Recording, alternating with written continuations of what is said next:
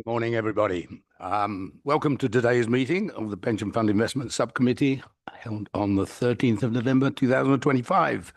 The County Council allows filming and photography at its public meetings, so feel free to take pictures and use social media during the meeting, but please can everyone ensure that their phones are switched to silent or vibrate whilst the meeting is taking place. There's no fire alarm test scheduled for today. If the alarm sounds, I will adjourn the meeting and we will leave the room by the side doors and use the external fire exit to the assembly point in the car park. A reminder that the public session of the meeting will be live streamed and a recording will be placed on the Council's website. The meeting will be adjourned every 2 hours for a short comfort break if required. So I'm going to turn to item 1. And I'm going to ask the Democratic Services Officer to report any apologies for absence. Thank you, Chair. There are apologies from Councillor Alison Whelan and Councillor Karen Young is attending as a substitute. Welcome, Councillor Young. Thank you. And does any member wish to declare any disclosable pecuniary interest or non-statutory disclosable interest? I hear no disclosures. So item 2, we're going to approve the public minutes of the previous subcommittee, which was held on 11th of September 2025 as an accurate record. If members have any objections, can you indicate that now? No objections. So I will approve and sign those minutes. And do officers or members have any comments on the minutes action log? Okay. Thank you. Now we're going to turn to item 3, which is normally, well, it is still one public question has been accepted for today's meeting, which relates to agenda item 4, stewardship and engagement update. And we'll hear that question after the report has been presented. We do that in this particular case because I suspect that a number of points that have been raised in that question are dealt with in that report. But the questioner is, of course, free to pose the question to the extent that her points have not been answered. So there's no, we're not ignoring the question. It's just that there is a discussion which covers many of those points.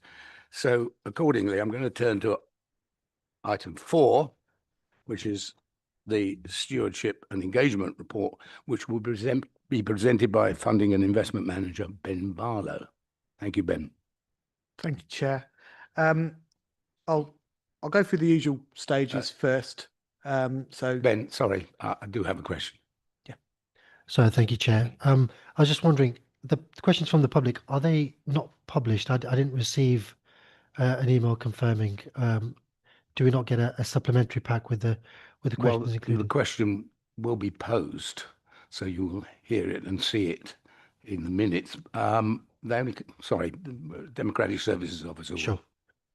Thank you. Yeah, no, we don't publish the questions before the meetings because members of the public haven't posed the question and they don't necessarily ask the question word by word that was submitted. So Okay, yeah, it's inconsistent with the local council. So in Peterborough Full Council, we tend to get a list of published questions. So that's questions can come in up to 48 hours before. Read it. Okay, thank you. Could you continue? Thanks. No problem at all. So yeah, I'll just touch on the usual sort of sections that you'll recognise. So starting with the votes, which is section 3 of the report, there was 1,819 occasions in this period, 49 where investment managers did not cast a vote or abstained, 1,287 where they voted for management proposals and 483 against. Again, that was all in line with the access voting guidelines, and there was no exceptions to that. Of the votes, 13 we classified as environmental, 43 as social, 1,086 as governance issues, which we've highlighted before is usually the pattern we're seeing now. There's a lot of governance votes that go through, and we've sort of double checked that classification is correct, and that is what we're seeing. Next time you will see Bailey Gifford listed here instead of J.O. Hambro, just because we've now moved to J.O. Hambro, but obviously there's a lag on those votes going through and getting the voting details. So you see Bailey Gifford coming into this report next time we present it. On the engagements, which is section 4 of the report, there's been 17 engagements, 5 environmental, 5 social and 7 governance, so a more even split. And the details of those are in Appendix A, which is a private appendix because we do actually name the companies that were involved and the engagements that have taken place. So happy to go into that in a private section if needed. The other parts I was going to touch on, if you remember, we agreed to put forward another stewardship code submission. We happily can say we've done that. That's gone in. Fingers crossed, it will come back with some good news. It's if you remember, it was a year where they've changed. There was a consultation around it, and they've tried to simplify and uniform how the stewardship code looks for people who are taking part in it. So we won't actually lose our stewardship code signatory status this year because they want people to put the submissions in, but it's still a good practice to put our submission in again anyway. So we should hear good news on that soon. Then moving on to targeting engagement. I know there's been a lot of questions previously around a couple of stocks in particular with Dodge and Cox.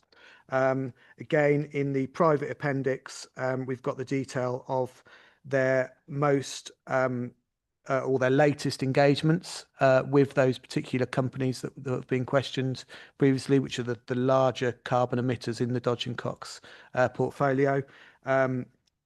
Happy to follow up as the pension committee sees fit on either of those if need be, but that's for you to decide.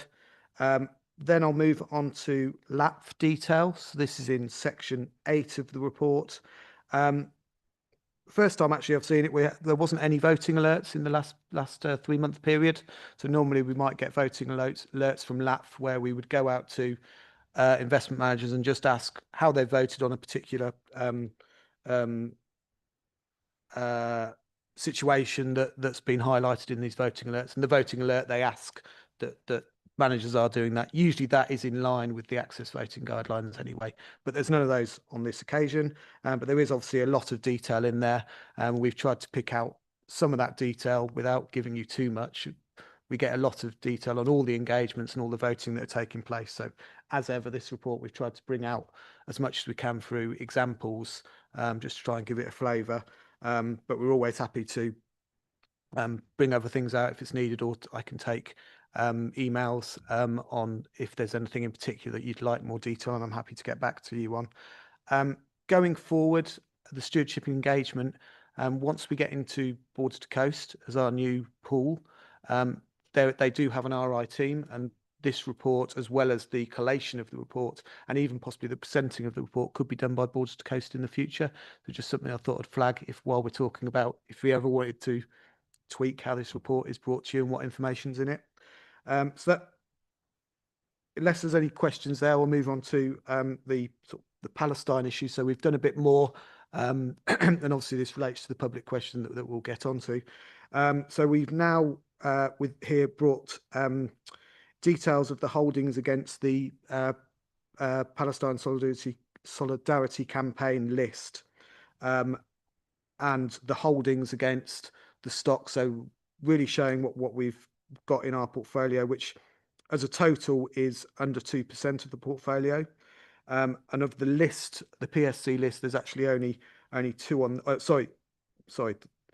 There's the UN list as well. So we've brought holdings against the Palestine Solidarity Campaign list, and we've also, as a comparator, brought in the UN list, which is 158 companies as well. There's only 2 on that list, on the UN list, and that is in the private appendix.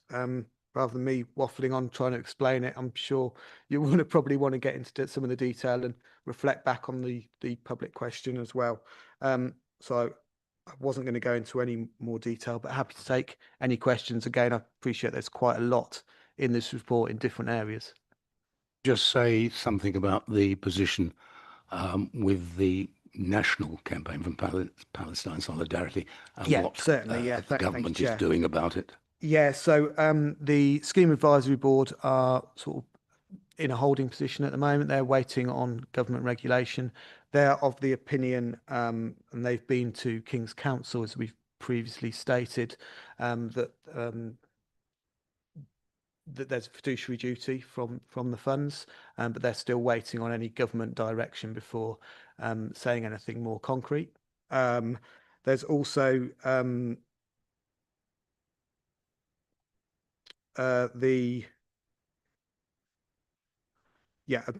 don't think there's actually anything more to say on that. Yeah, they're really in a holding position, waiting for government advice. Yeah. Yes, Mark. Yeah, sorry, we were obviously twin tracking this in a number of ways. So we also went to the fund's legal advisors are the same as the Access legal advisors. And so actually in a collaborative way with the majority of Access funds, we also sought some advice from Squire Patton Boggs, who are those advisors, to see what action they recommended at this time in light of the letter that was issued. We made the committee aware of that previously. The advice that came back was that it would be appropriate to wait for that national picture to settle before taking any any action in connection with the letter.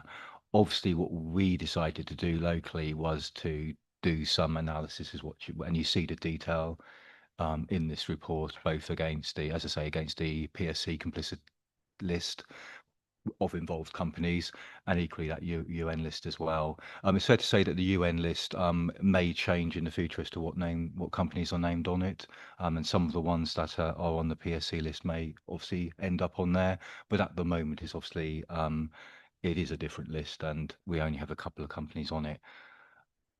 The other thing I would say is that the letter came at a time of probably the greatest reform across investments in the LGPS that there has been, and that means that there's a lot of moving parts, both in terms of where access funds are going and where they're going to end up. And of course, with the new pools, we'll be looking at things like what is the RI strategy of Border to Coast as well, and we will of course be involved in the development of that. So there is clearly an RI strategy at the moment. They have a really robust I think it's around 10 people in their RI team, but that will be looked at. Of course, there are 18 funds will be 18 funds in Border to Coast, and there will be different views across funds, and there'll be different views within individual committees with, across that piece as well. But I think what I would like to do is also understand that a bit better as well, and that's perhaps something we need to bring back to committee once we've delved into that detail. At this point in time, we're obviously going through the process of the governance of joining. So national picture, what we're doing locally, but there's also that piece, I think, with work with Border to Coast. And really importantly, I think it's also probably relevant here. We may be invested in different funds in the future, i.e., in different investments. And so what we actually hold could materially change as we transition as well. And what that transition looks like is there's a great deal of complexity. Yet another moving part, I think, is the point I'm trying to make. I'm just going to add the comment to that. We set the investment strategy. This fund sets the investment strategy in accordance with our values and beliefs. And although our new partners, Borders to Coast, will have its own managers and make their recommendations, we are autonomous. We will make the investments in accordance with our own strategies. So there's advice coming from all directions, and I think that is an important thing. So we are. Yeah. Sorry, I think the one other thing I think is worth mentioning is obviously the consultation of views of scheme members around RI policy. So just in terms of where we are on that, I had expected an RI survey for scheme members to go out at the end of last week. It will be going out, if not this week, at the beginning of next. So this is a survey we're undertaking in advance of formal consultation. So that survey is going out on a range of RI topics. There will be the opportunity for scheme members to give sort of free text views as well on any particular issue. That's going out to anyone where we've got an email address. We will be advertising it with every single scheme employer for the active membership as well, so for them to promote it. It will also obviously go up on our website with a link for people to go through to it as well. As I say, that's if you like informal consultation. Using that, the committee will develop the RI policy and investment strategy around about March time. And then we have a duty to formally consult on that as well. And that will be at that point in time, to both scheme employers and scheme members. So effectively, there'll be 2 sets of consultation around RI issues over the next, let's say, 6 months. Thank you very much, Mark. Members will have questions, but I'm going to invite Miss Linda Watson to present her question to the committee on behalf of Peterborough Palestine Solidarity Campaign. Could I remind you, Ms. Watson, that you've got 3 minutes to present your question, and there'll be a timer at the bottom of the screen, which you should be able to see, which will let you know when the time is up. But you're very welcome, and we look forward to your question. Thank you. Thank you. I think you have actually answered some of it, but so I'm a local government pension scheme member, having worked for the local council in Peterborough for 27 years. I'm also a member of Unison and Peterborough Palestine Solidarity Campaign. I was involved in a campaign earlier this year to write a motion to Peterborough City Council asking the council to divest from any investment which fund the perpetuation of the genocide in Gaza. This motion was carried in a full council meeting on the 18th of June 2025 with 39 votes in favour, 4 against and 15 abstentions. On that day, Peterborough City Council took a strong stand against funding any investment which stood against the ethics of human rights in Palestine and anywhere else in the world, and I commend them for this.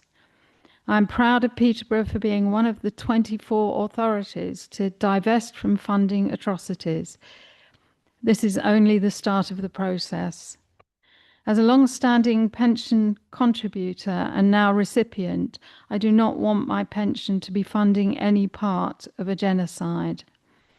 I quote from the Unison Handbook on Palestine.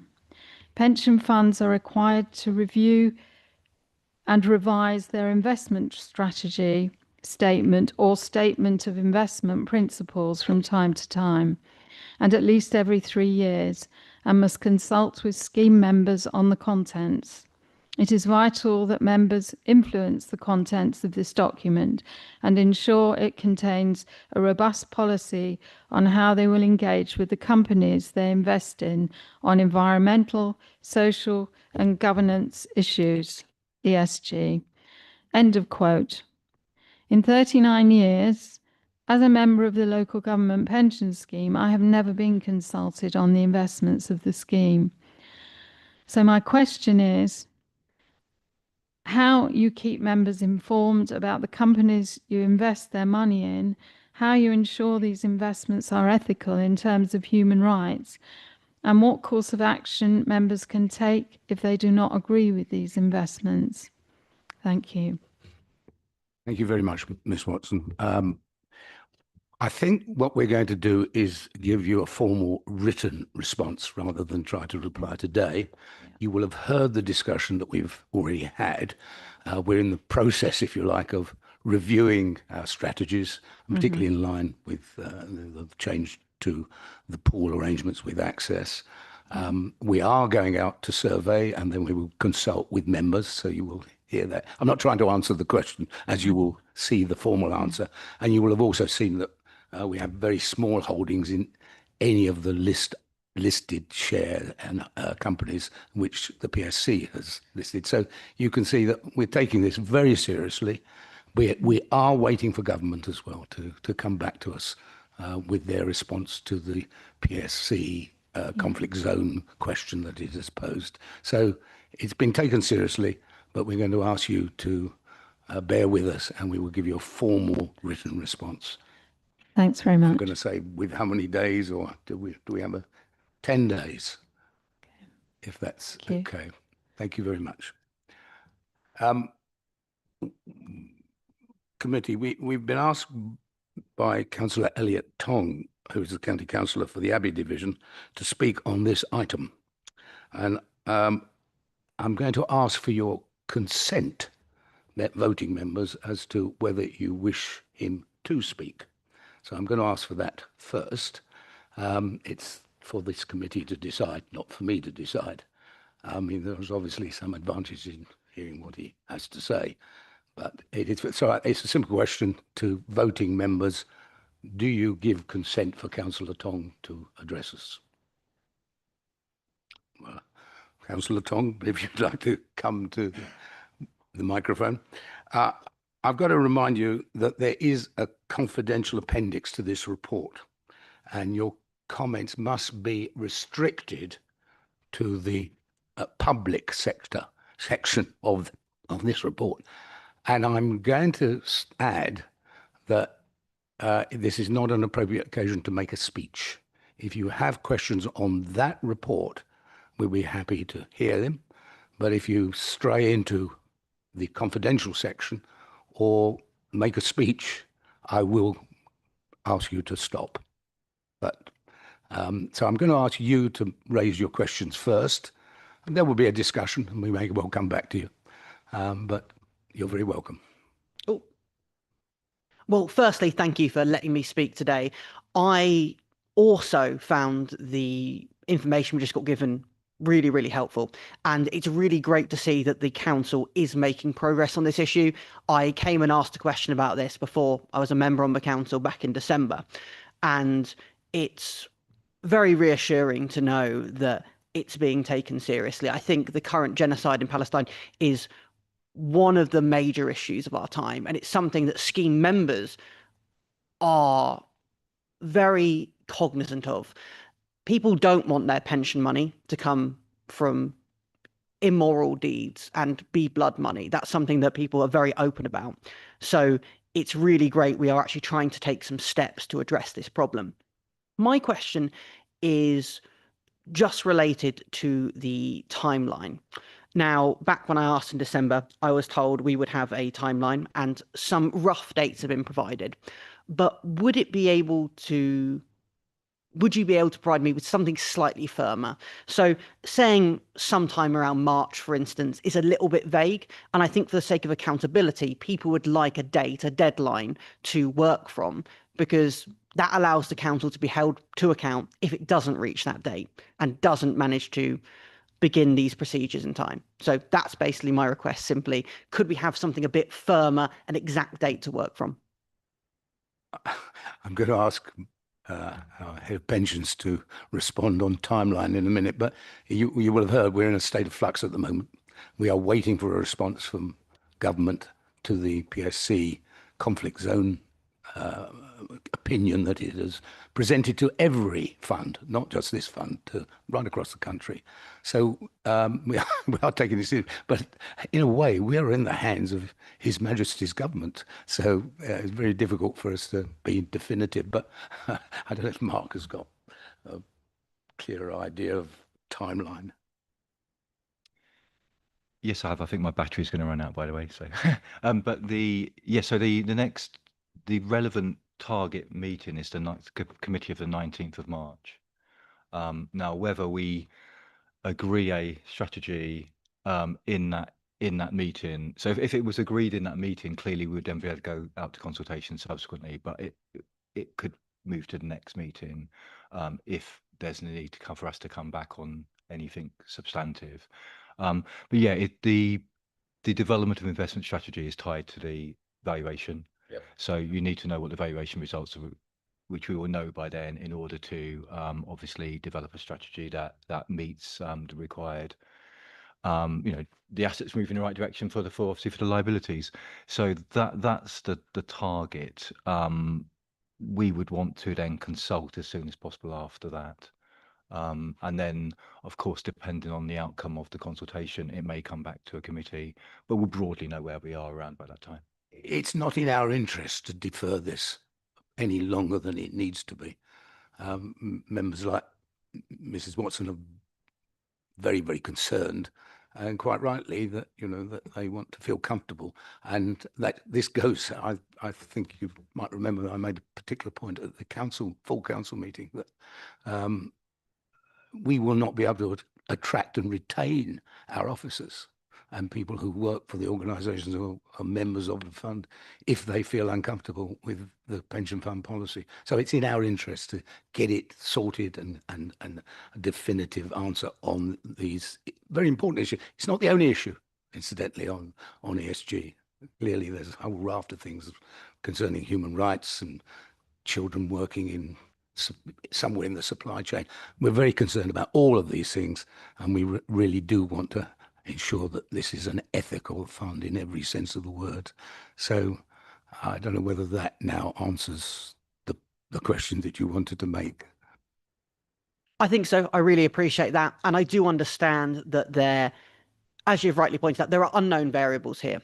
However, I think people want to see at least some preliminary expectations of when they can expect these things to be done, because that's the only way that the council can be judged, is if we are pinned down on at least some rough promises. Obviously, some stuff changes and there are some things that are outside of our control.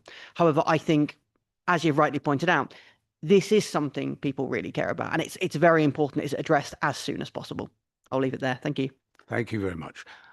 Now, I don't know if members have questions on agenda item 4 or want to come back to any of the questions that have actually been put to us.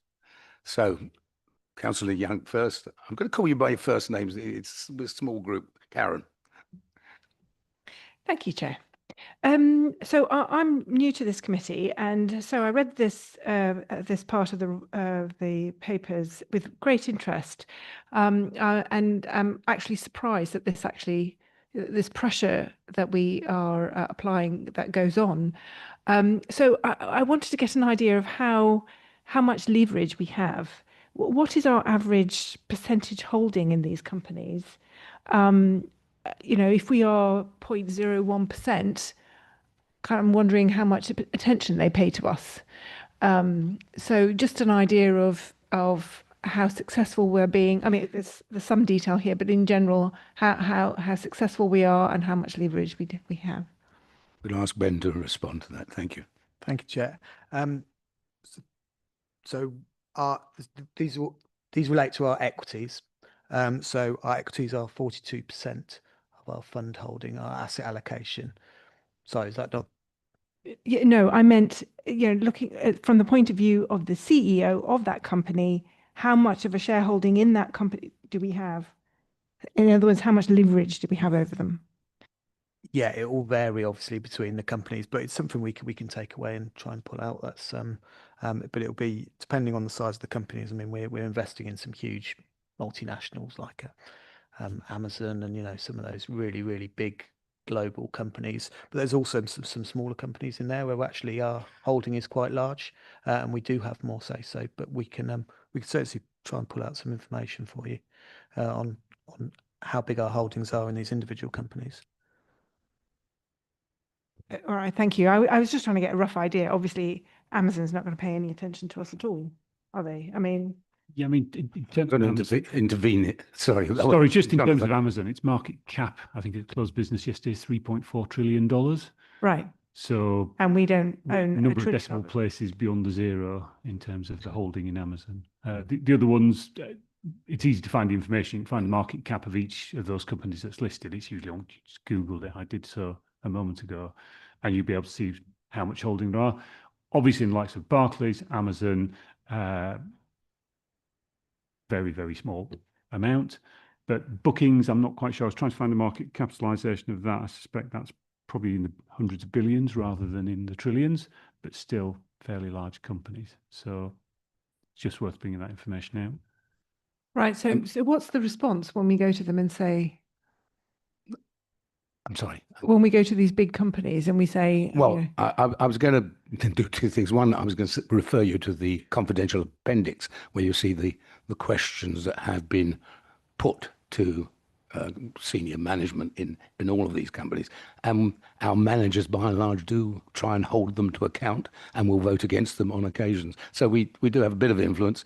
And ultimately, what we're trying to do is to influence them rather than disinvest, for example, which is the ultimate thing that we would do. But I think that if you look at some of the responses in the confidential appendix, some very pungent questions are being put to them. But I've made a mistake. I should have actually reminded everybody, and nothing has happened yet, that if you have and your question was not of that nature, if you have a specific question relating to particular companies, and it is a confidential in the confidential in it, you must tell me now if you have questions relating to agenda item 4, which would be covered by the appendix 1. So just a reminder. I think Sam, I know Imtiaz has got a question, and Thank you, Chair. I just thought it might be worth a minute on the process that we engage through. So your question is very, very sensible and important, actually. We're doing all of this, but is there any real influence? Or are we just all patting ourselves on the back for being good people? One of the reasons the approach that is taken is through various forms of collaboration is that it's very difficult for us to be a meaningful influence alone, despite it's a big fund for any individual. It sounds like a huge amount of money. It's not necessarily when you spread it out across lots and lots of different companies. So the engagement with, so the first step is we invest through managers who then pool our capital with lots of other investors, and they apply a consistent approach to engagement with each individual company that they invest in, so that it's not just our capital, it's the weight of all of their investors. And again, the portfolio information will show how large each of those fund managers that we invest with are, but they're all substantial. So that's a multiplier effect on what we're trying to achieve by being aligned with other investors. And then beyond that, there's, as I think is mentioned, the engagement with LAPF, which is an industry-wide engagement collaboration. So it's not really just about us, it's about how are we aligning ourselves with other investors to have that multiplying effect. that's very helpful. Thank you. do you want to leave any other questions to the confidential section, if that's answered the general point? No, that's answered my question. I don't want a detailed explanation of each item, or each investment that we've made. No, that's perfectly, that's exactly what I was after. Thank you. Liz, if you had a question on that particular matter, otherwise if it's a different subject, I'm going to ask Imtiaz to ask his question. But is it the same area that you wanted to ask? Okay, so just a short comment on the question that was asked. I think that's an important question, and it's something that we have discussed here and have asked before about how we keep members informed and how we involve members in those investments. And I just have a question on it's on page I think it's on page 21. So the list of the 5 companies from the PCS list, my question is, what happened to the other holdings? Are they within now the pool? Because I think we had more than those 5 companies, didn't we? So where are they now? Is it? I don't think it's that we have divested from those companies. So where are they now? Are they within the pool? And I just would comment that I do think the progress is slow on this issue. I do think it's slow. it's I think our processes for engagement and are quite slow and laboured. And I'd also just on the question about the survey, I thought the survey was live, or am I am I getting?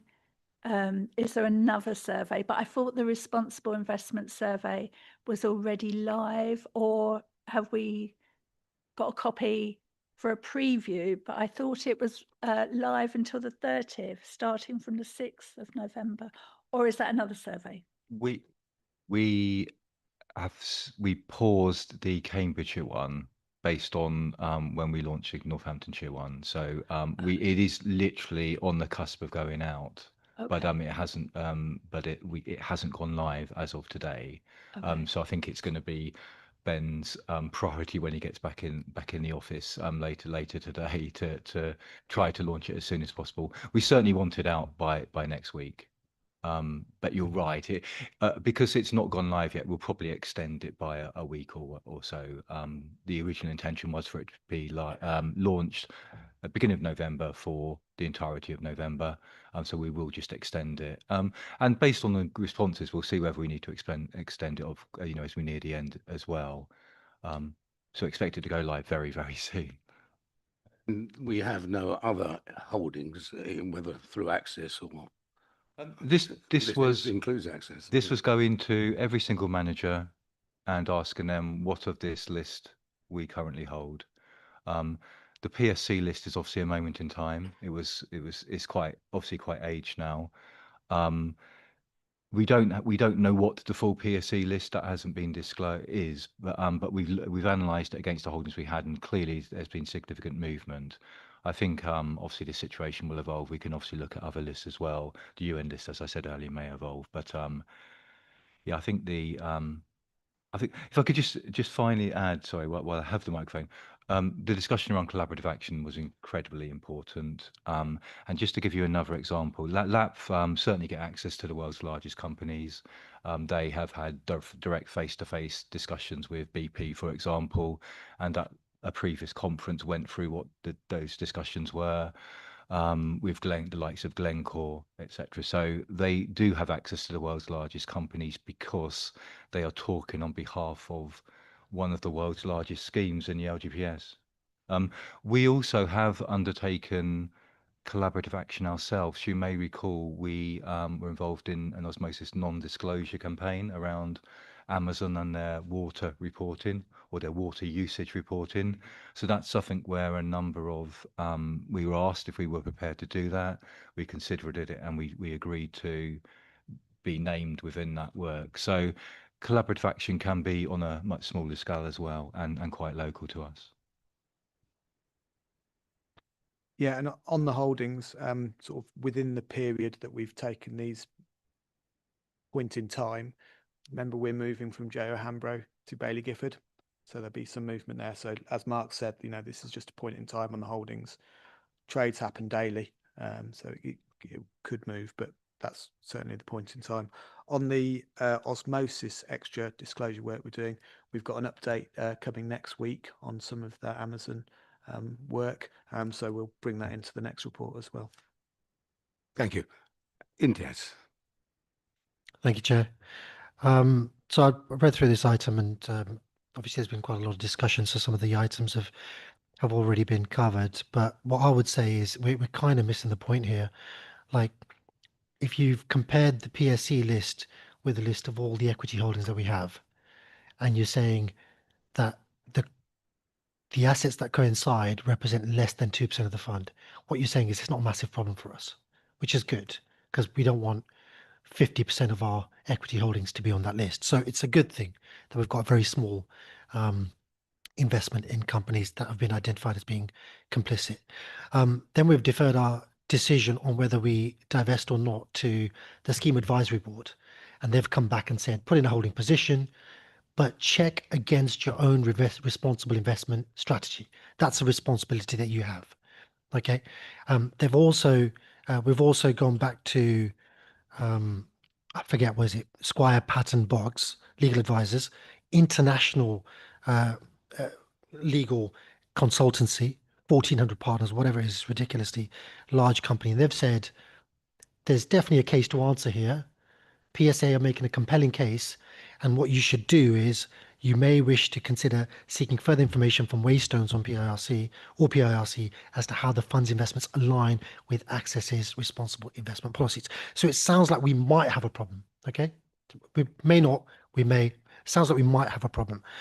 My issue is this, like if we make a decision to not invest in a particular company because we don't think it's good value, it's overvalued, we want to divest, there's no issues. So the risk of us not investing in a company is non-existent, other than maybe superior returns, right? So if we don't invest in company A, we might not get superior returns. But if we do invest in them, we could be prosecuted for facilitating a genocide, certainly supporting an apartheid. I mean, the ICJ has actually gone on record. It says plausible genocide, but the case of apartheid is beyond any legal challenge now because the ICJ stated this in their July 2024 position. So if we just go on that, the safest thing for us as a pension scheme to exercise and actually execute our fiduciary duty to our members is to divest from companies that put us at risk. And we're only talking about 7 companies, and we're only talking about 2%. Now, I hear what Mark said about, you know, we've deferred the decision to the government. The government's saying, yeah, we'll give you advice, but it's your decision. The chair has just said, this is our decision. The investment subcommittee, this is our decision. You know, we own this decision. I don't think this is dependent on the valuation. Like Mark, you said a moment ago. I think where the valuation lands determines the extent to which we invest in equities, not the extent to which we invest in any particular equity individually. I think we can always exclude certain equities from our portfolio. And if you're talking about 7 equities that we should divest from, if we just compare to the PSE list, you're talking about 7 equities out of potentially, and Ben, you might have the numbers to hand, but 400, 500, 600 different equity investments that we must hold. If we invest in a passive fund that invests in the FTSE 250, that's 250 shares straight away. Passive fund in the S&P 500, that's 500 different equities straight away. We're talking about 7 assets out of a potential, 1,000, 1,500, potentially even 2,000. So I don't think this is a massive issue for us. I think we as an investment subcommittee, if we say we don't want to take the risk, there's nothing that we don't get into trouble for not investing, but we might get into trouble for investing. And in 10 years' time, this potential meeting could be looked back on, where we can say, you know what, this is the point at which we made the change. We were 12th, Peterborough were 12th out of 24 local government pension schemes that have voted for divestment. And we really need to follow that. Just one final point, if I may, Chair, apologies, this is slightly linked to the earlier point. I don't think collaborative actions work because we're a £5 billion fund. Even if 100% of our assets were invested in Amazon, we'd be less than 1%, like you made the point, less than even 0.5%. I don't think, because the only way you vote is with your feet. And if you don't like the actions of a company, you divest from that company. That's the only way you can make an impact. Thank you, Chair. Well, I've got a bit of difficulty with some of the things you've said there, and I will enter into a bit of a debate with you. First of all, this is the PSC's list. Other organisations could have other lists on human rights, on smoking, on defence industries, you name it. And you'd have to go through every single investment. And if you wanted to be safe, you wouldn't invest in anything, because everybody does something or within their supply chain. There are all sorts of issues. I happen to know, because I personally worked on a job where a major company, which everybody invests in, is perhaps not unknowingly, are using child labour. They're supposed to be doing their social audits and they go out to the countries, but child labour is being used. I'm not going to name the company. So what I'm saying to you is if you wanted to be safe, you really have to do detailed research on every single investment you make. We leave it to our managers to advise us what the activities of those companies are. And if we are worried, we ask them to engage in the ways that have already been described. And it seems to me that is the only way that we can proceed. This particular issue of PSC obviously has been identified, and we're looking at it and we're seeking further advice. But I think that merely because this is the PSC list, it doesn't mean automatically that we should be safe in your words. We are looking at it, and clearly we're going to set an investment strategy. And if we do not like, and we make that statement that this is something in which we do not want to be involved, we will disinvest. But I'm not sure that being safe is the argument for it. Being rational when we actually have the full story and the full information. And we don't necessarily have the full information on those companies. But it's changing. Investments change. Our managers ask us to move, or recommend that we move to other investments. They have a certain amount of discretion in doing that. So, I mean, that's, I've given you a personal perspective, but everybody may have something to say on the matter. Yeah, I mean, I completely understand why the question's been raised in the way it has. I think so. The Squire Batten Boggs advice did point out the difficulty of taking any action with pooled funds. So effectively, we do not. So individual funds do not make decisions around in the selection of individual assets unless they directly invest in those assets. Which we do not, with the exception of something like Cambridge and Counties Bank, obviously. So we can take in decisions around that, but otherwise we legally have to invest through the asset pool, and the asset pool is obviously investing, generally speaking, in Access. It's investing perhaps multiple funds within one sub fund, which will have an individual manager's name above the door. In the Border to Coast world, and in the majority of the rest of the Poolean universe, what you have is you perhaps have a number of investment managers in a single sub fund, and you invest in that sub fund. So the ability of an individual fund would be around setting a policy which is around certain types of investments, whether it's about a sector or a region. Even that can be quite difficult, obviously, in the pooled world. But there isn't an ability for us to go, we do not want to invest in, let's say, Amazon, for example. I mean, at the moment, I would point towards what we are doing. We have clearly invest in accordance with our policy, our responsible investment policy and our investment strategy. So what we are doing is obviously aligned with that. We will be looking at that, though, and seeing how we would like to evolve that on the basis of feedback from members, but equally, obviously, on the basis of your own beliefs as well. And as I say, that will be at the time of year. So we wouldn't have any ability at the moment to say we don't want to invest in a individual asset which is in the midst of a pooled fund. And certainly what I do as an officer is bring you things that are implementable.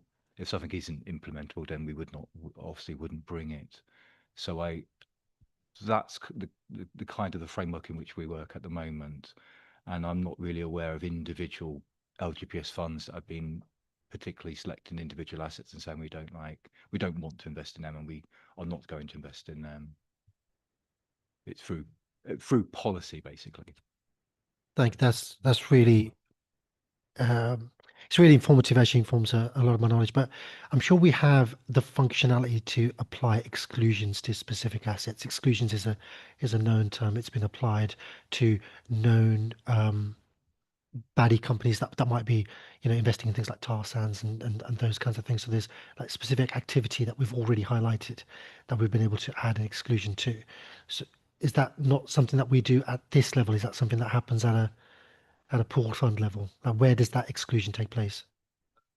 Generally, the way we've been able to achieve it is if we say invest in a sub fund where we know there are certain exclusions on, from the manager. So, for example, we know the manager will have a whole list of exclusions, and therefore by selecting that manager, or that sub fund, you end up with that. In terms of something like tar sands, certainly there have been discussions, or let's say, of all the funds who invest in a particular sub fund where there have been things like that. And if there is alignment with all the underlying funds, then it's possible you could achieve that. Again, I think that becomes more complex if you move into a pool where there are multiple managers within sub funds. But it is generally, it just depends on where we're talking. In the old world, before we moved into pooling, obviously far more was achievable. but we are in the pooled world at the moment. I'm going to look around the room to see if there are any more questions. Liz. I've got another question, and it is on engagement. So it's around Suncor. It's not in the confidential. Well, it might come up again in the confidential, but this is in the non-confidential bit. So I think on page 30, there's the report from Dodge and Cox that they haven't had any meetings with Suncor over the last 12 months. And I wondered if we knew why that was. Is it because... I don't believe I am. It's on page 30, and I don't think that is... Confidential. Is it? Yeah. Okay, well, I'll... Yeah, please ask it when we get to it. Yeah. Later. I'll Later, ask it yeah. later then. Okay, I'll come back. Thank you. Thanks. I'm looking around the room. No. Okay. Well, we're being asked to note this report, and I think we've duly discussed it. And can I take it is noted? I'm sure we'll return to these issues on subsequent occasions. Thank you very much. Now I'm going to ask Jonathan Crowther from our investment advisor, Mercers, to present the investment current topics paper. Thank you, Jonathan. Thank you very much, Chair. So current topics today is going to be questions around the UK and specifically into the government bond market and what's driving it at present. So if you just move on to slide 26, I don't propose to go through. There's a lot of weird and complicated sounding terms, some of which you may be familiar with, some of which you're not. If you've got any questions about them, please do ask me, but I'll move on to the pictures, which are probably a bit more informative and tell us a little bit about what's going on. So on slide 27, you'll see the current gilt yield charts and what's happened in gilts, which are the government bonds. I'm sorry, could you give the page number? I think it's 27. Oh, is it? Oh, sorry, I'm using a pack that was sent to me this morning. Sorry, so it must be slide 33. I do apologise. So slide 33 is your... There's introduction and market background. 35. Okay, got it. Thank you. Oh, sorry. Are we in the Okay, sorry, it's because I'm working from the public pack.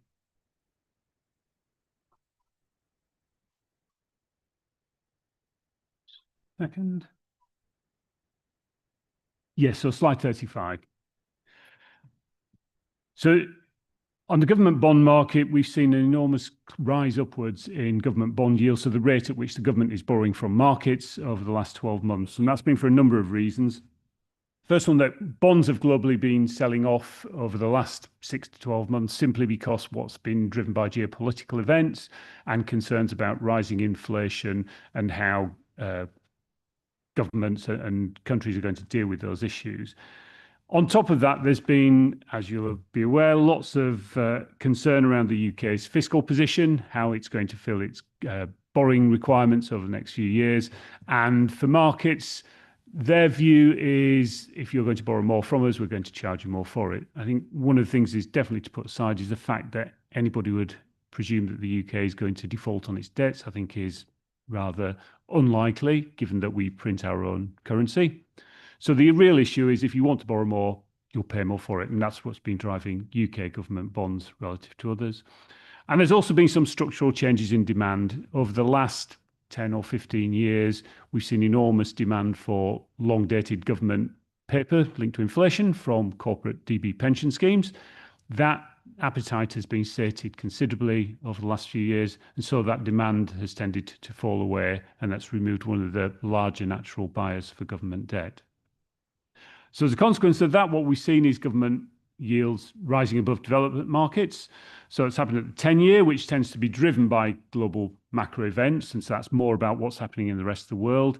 And at the longer end of the borrowing curve, so around the 30 years, we've seen those drive up even further, and that's also impacted by this supply-demand effect as well as the global macroeconomic events. So we now see those peaking in the summer at around 5.75% for 30-year government borrowing, which is high as it's been in over 20 years. So the question is, have we got a debt crisis looming? Or the other side of that is there's an attractive opportunity to invest in UK government bonds. So going back to what I said right at the start, moving on to slide 36, is there a government bond crisis looming? Well, let's look at the situation. Debt crises occur when governments borrow far too much. So they not only are their debt stock enormous, but they keep topping it up and being asked to pay more and more for it. And that just becomes an insurmountable problem. So the UK is not really in that position. The budget deficit at the moment runs at about 5% of GDP, but is probably, or is projected by all of the actions that the government's looking to take and previous ones before them to drop to around 3% by around the end of this decade. So we're expecting fiscal tightening to come in the next few weeks, whichever format it will take, it will happen.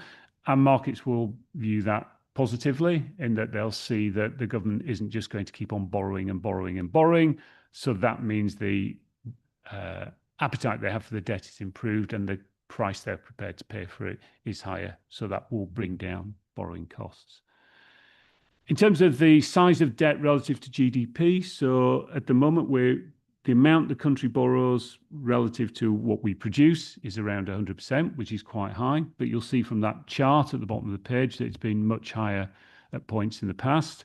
It's jumped up in the last 10 or 15 years, first on the back of the financial crisis and then the pandemic, but it has stabilized in recent years and we're expecting that to stabilize going forward. So we expect that there'll be some stability in that area, and that again will support the government bond market. Moving on to the next slide, what else is happening? Well, the Bank of England is likely to lower borrowing costs. One of the outcomes of fiscal tightening will probably be monetary loosening. And so that is also a response as well to lowering inflation, which has already started to soften. And there are some things like base effects that will run through mechanically over the next couple of months. So we'll see headline CPI come down. That should prompt then the Bank of England to implement more rate cuts. And they've already suggested at the meeting last week that it's quite a finely balanced decision. So a likelihood that in the next month to 3 months, there'll be another cut in UK base rates. And that will ultimately feed out across the yield curve. So that will also lead to lower borrowing costs for the country. And the final bit, I talked a little bit about supply and demand imbalance. The Debt Management Office, who is the government's debt raiser, is very attuned to how markets react and how markets want to be fed this level of debt. And what they've been doing quite a lot over the last few years has been reducing the amount of longer dated gilts that they've been issuing. So they've been borrowing from much shorter maturities where there's a little bit more demand, when previously they were issuing further out at the longer terms where there was lots and lots of demand.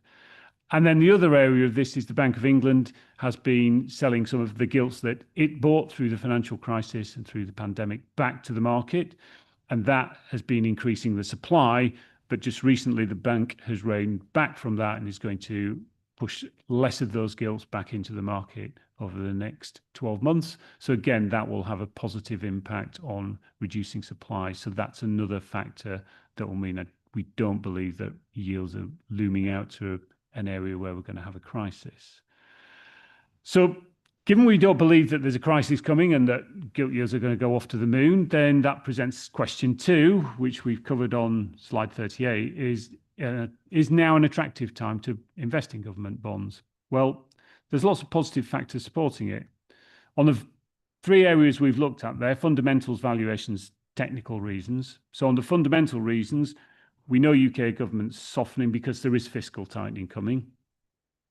And that there have been trade uncertainties as well. So those are all going to impact on growth in the economy. And we're expecting inflation to fall back down towards target. As aligned to this, mentioned earlier, Bank of England also likely to cut interest rates. So that suggests that the cost of borrowing across the curve for the UK government is likely to come down. So that we see as positive, and that will bring yields downwards, and that will add value in terms of investing in bonds.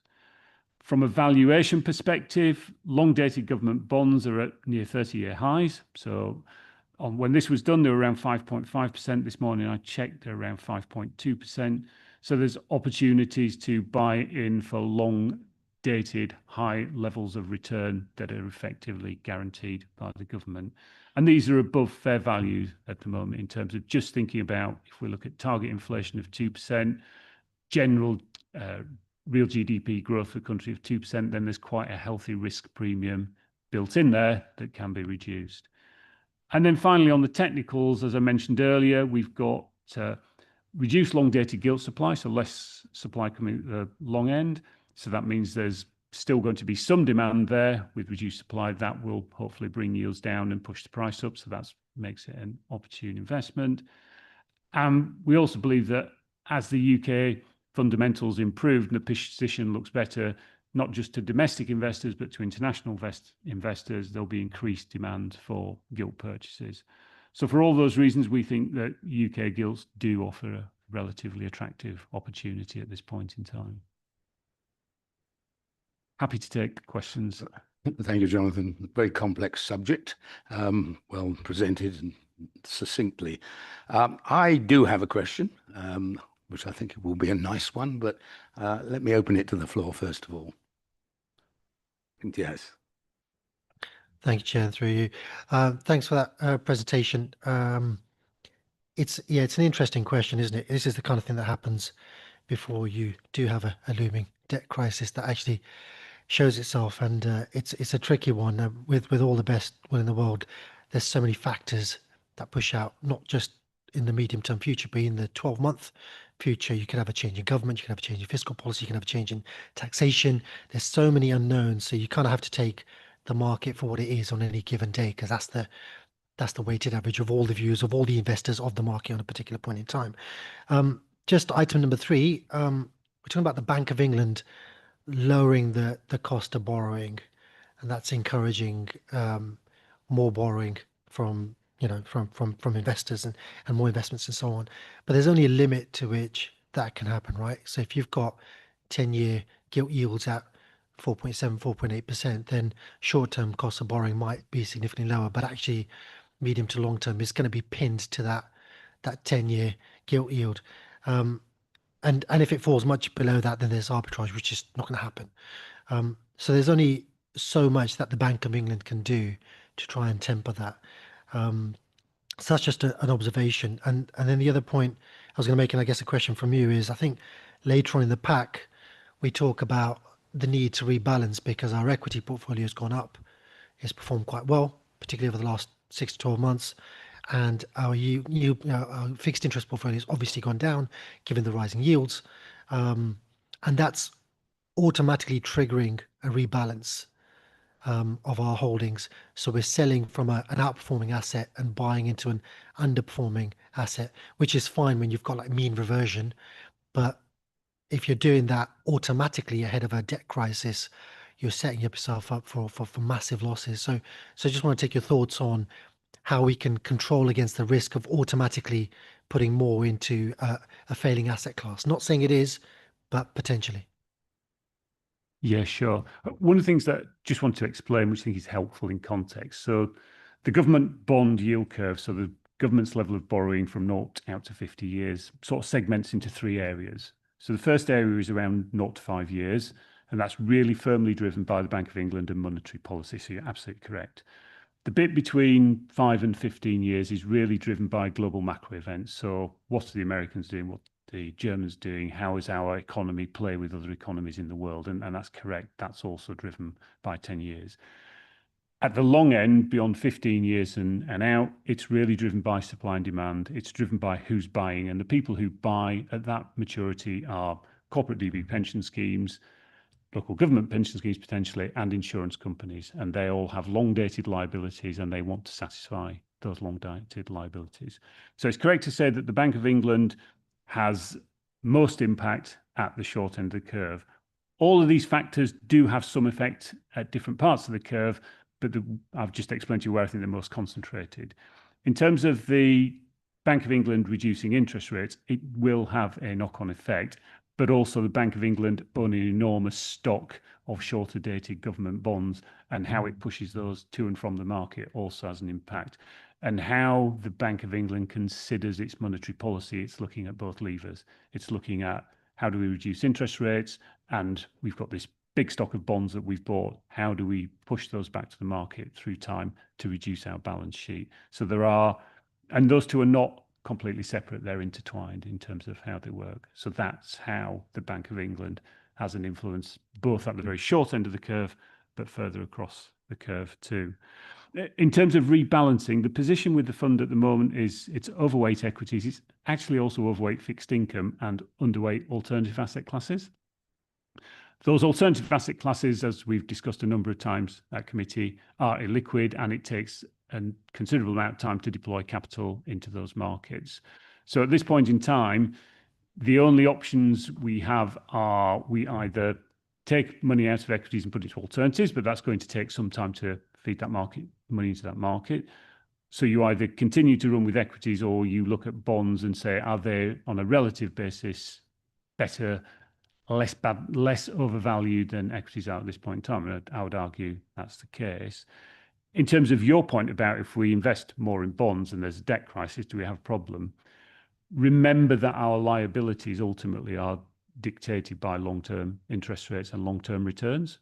So if long-term returns are going to move upwards or long-term interest rates are going to move upwards, those liabilities are going to travel downwards. So we have a natural hedging in buying those those bonds, which tend to be longer dated, compared to our liabilities. So in terms of, I'm not saying wholesale we should be investing enormous amounts into government bonds, but what I'm saying is that as part of the strategy, it's certainly an asset class that pays inflation-linked returns, is guaranteed by the government, and has a very long-term nature, which is very similar to the liabilities that sit within the pension fund itself.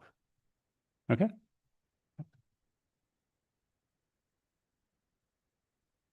Ask my question, which is this, that you've given us a very good economic analysis, but life isn't just about economics.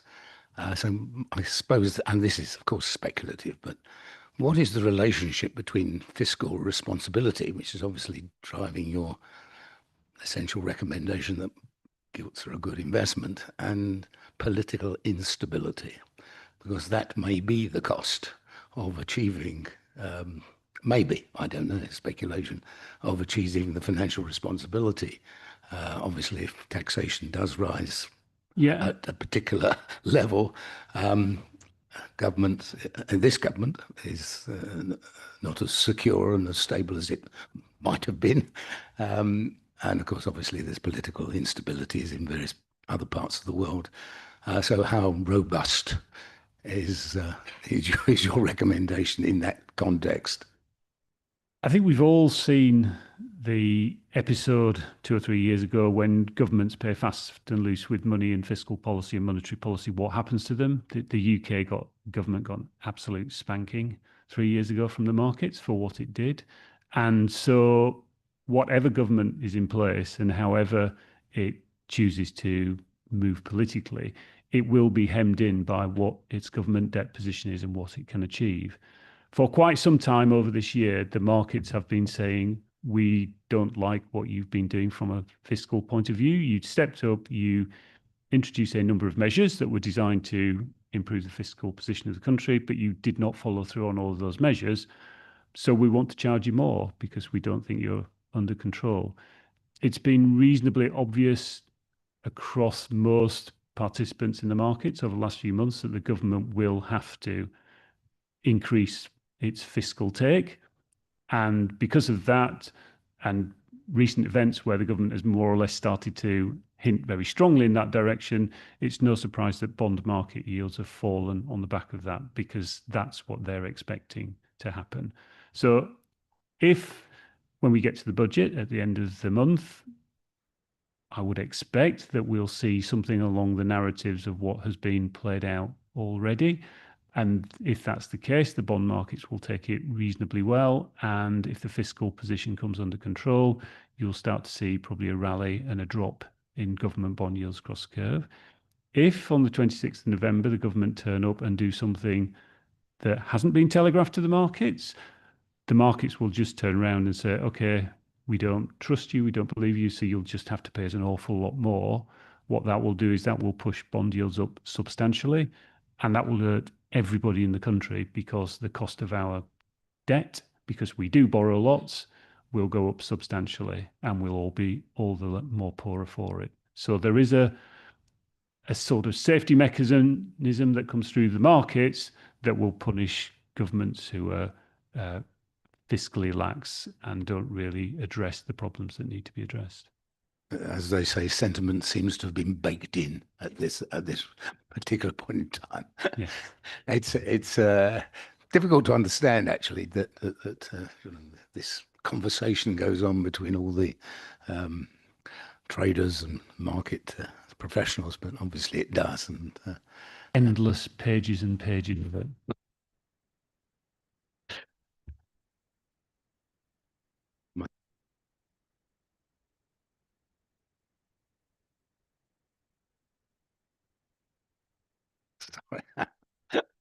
Welcome comments. Any other comments? Otherwise, I'm going to suggest we move on to the next item. So again, we've been asked to note this report, and we have duly done so. Thank you very much for that. We're now turning to item 6, which is the report on analytics for climate transition, and Funding and Investment Manager Ben Barlow is going to present that to us. Thank you. Thank you, Chair. I'll just present it and then pass over to Mercer. In the interests of time, I won't go into too much detail, but the ACT report really is just something we bring yearly to plot our progress each year towards our on our carbon footprint path. But I'll pass over to Sophie. Thanks, Ben. So this is the analytics for climate transition report with data as at 30th of June.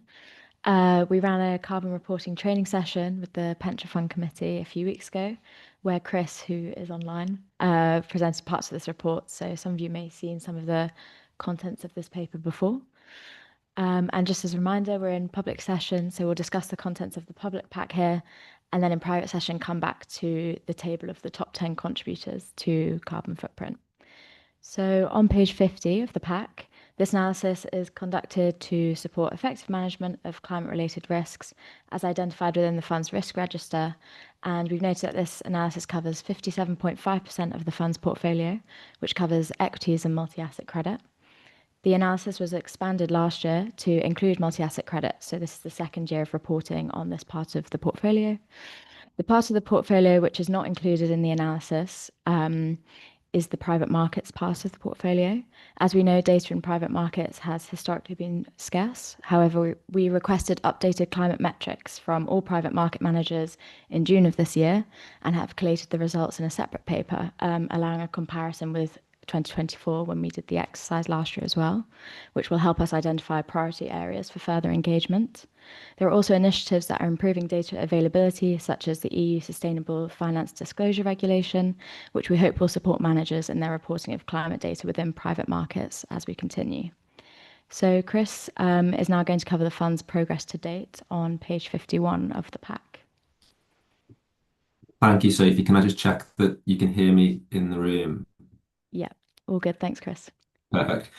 So page 51 of the slide deck covers, I guess, the journey that we've been on as a fund to date. So back in 2021, the key objective was to understand what the fund's baseline position was, to understand any limitations around data coverage, data quality, and also to agree a pathway towards a net zero target of 2050 or earlier. So we considered 2050 and also a pathway that would head towards an earlier date of 2045.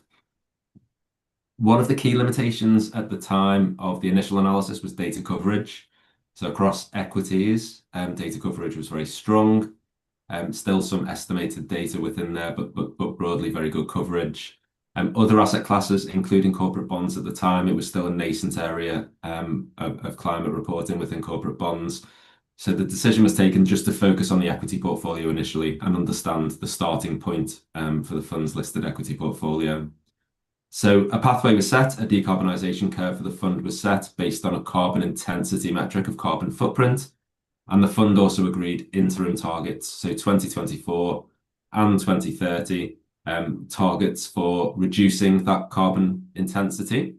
And that was in line with guidance from TCFD around climate reporting. The following year, so 2022 to 2024, the objective then shifted to monitoring the fund's progress. So as the portfolio evolved, how is the fund doing as it moves through that decarbonisation pathway? The analysis also influenced some of the decisions that the fund made around portfolio construction, the most meaningful being the passive equity portfolio. So that was analysed and changes were made to the underlying managers and how they invest in passive equities to reduce carbon in a risk-controlled way, so not taking on too much sector or country risk. And that made a significant step change in terms of the fund's carbon footprint. It also influenced the introduction of carbon negative assets to Timberland, although that's not yet within the scope of the fund's reporting. And then, as Sophie mentioned, in 2024, given there was some improvement noted within corporate bonds and data availability, it was decided to expand the scope of the reporting to include credit alongside listed equities.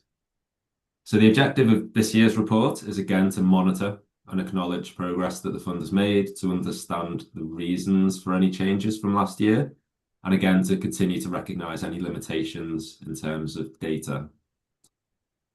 A quick note on the future, so 2026 and beyond. So the fund will be working more closely with Border to Coast in future around climate reporting, also around climate integration. So that's where the fund can continue by ongoing dialogue with Border to Coast to look to improve data coverage, improve data quality, and continue to make progress towards the targets that have been set. So that's a whistle-stop tour of the last few years and what to expect in the future, but I'll hand back to Sophie to run through this year's analysis. Thanks, Chris. So just moving on to page 52, we've included a slide here on data quality. We've gone into this in more detail in this paper following some questions that came up at the last Pension Fund Committee meeting concerning the difference between data quality and data coverage. It notes that the data used in this report relies largely on company reported information and often uses company estimates where needed. We stress here that data should be used to inform investment decisions as part of a broader, more holistic approach, not as the sole basis for decision making, and that while climate data reporting has significantly increased over the past 5 years, caution is warranted given data limitations, evolving methodologies, and reliance on self-reported information. So with that context in mind, on the next page, page 53, we have the percentage of data quality as at the 30th of June 2025 compared with 2024. The darker blue bars represent the percentage of reported data, light blue is estimated, purple is unavailable. As we can see, the percentage of reported data has decreased over the year for most portfolios. We've added in a note here that this is mainly attributable to updates in MSCI's methodology in March 2025. They updated their methodology to align with the latest Partnership for Carbon Accounting Financials, or PCAF, regulations. Just a note on PCAF, they're an industry-led partnership to facilitate transparency and accountability of the financial industry to the Paris Agreement. And the initiative develops GHG emissions accounting methodology. So their data standards being used increasingly by data providers and managers for climate metrics in an effort to harmonise carbon reporting. We're seeing this with MSCI here, which is our data provider that we use to produce the ACT report, as they move to be more aligned with the industry standards. So moving on to the next page, we have the fund's decarbonisation curve, which shows the fund's progress to date relative to the agreed decarbonisation targets, which Chris mentioned, of a 23% reduction by 2024, 57% by 2030, with achieving net zero by 2050 or earlier.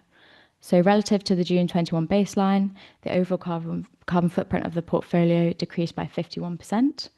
To meet the 2030 reduction target, the portfolio needs to decrease a further 12%. We see this as quite a typical pathway for funds that are similar to yourselves, with the easy wins happening a bit earlier on in the decarbonisation process, including, again, as Chris mentioned, the disinvestment from the UBS passive equity mandate into the Osmosis and UBS climate aware rules-based mandate. So it's natural to see this sort of slope of the curve sort of at a less aggressive angle now compared to the first few years, as we've made those easy wins early on. It's also worth noting here that this analysis is at 30th of June, which was carried out before the fund disinvested from Joe Hambro and being replaced by Baillie Gifford, which we will include in the analysis next year, and we expect to reduce the carbon footprint slightly when we come to doing that next year. So if I could briefly take you through some of the slides in the appendix before we come back to the key findings and next steps. So page 64 of the pack. Here we have our ACT spectrum analysis, which provides an indication of the fund's alignment to a low carbon transition, with the grey area meaning there is lower evidence or less potential of alignment with the transition, and green being that there's greater evidence and greater potential here. I'm just flagging this as on page 64. At a first glance, it may look like the fund is less aligned to the transition in 2025 than it was in 2024, with there being more orange in 25 and less of the dark green. However, Mercer regularly review our assessment thresholds to ensure they accurately reflect the current market landscape, and we have therefore established more prudent thresholds for the green factors in our spectrum, which will explain the decrease of the percentage of green categories here. It's also worth mentioning that the new type of analysis we included this year in the ACT report is our emissions attribution analysis. So these are some new slides. If we turn to page 68 of the pack, we basically have a slide for each of the mandates here. We obviously don't have time to go through each of these, but on 68, we have the Dodge & Cox mandate. This is our attribution analysis for this mandate, and it demonstrates the impact of the change in one input variable while keeping all other inputs constant, so making it easier to identify sort of what's going on underneath the sort of bonnet of each of the mandates. The interesting bars here for this one are the portfolio drivers down the bottom. We can see that Dodge & Cox changed the weighting of individual holdings in their equity mandate to favour companies with lower carbon footprints, hence why there's a green bar there with minus 12.5. However, the new investments and the disinvestments, so those next two bars, show that what Dodge & Cox disinvested in was greener than the portfolio average at the start of the period. And then that's what they bought was actually dirtier, if you will, contributing to their carbon footprint. So this type of analysis is really useful because it highlights the areas we can sort of challenge the managers on and engage with them further. So I'll just head back to slide 55, which is the recap next steps. So just to summarise, this year we've seen a decrease across all carbon metrics from 2024, led by Blue Bay and Joe Hambro. There's a climate metrics dashboard table in the appendix, which has all the sort of granular emissions data there. We also note that Joe Hambro was replaced by Baillie Gifford, which was finalised after this ACT analysis date. We also note that portfolio decarbonisation remains ahead of the 24 target, and as mentioned, they're 12% away from the 2030 target. Regarding next steps, as Chris mentioned, you have to engage with Borders Coast to understand how they can support the fund's climate reporting in future and engagement with a climate target list. As you're aware, the transition will bring lots of changes across these areas. So I'll just end there if anyone has any questions. Thank you. Thank you very much. Yes, got a lot of questions. I'm going to start with Howard, please. So I noted the growth in the orange areas on the ACT transition chart. And I'm just a bit concerned about our confidence in achieving the net zero targets for 2030 and 2050. And I wondered whether you might be able to comment on that.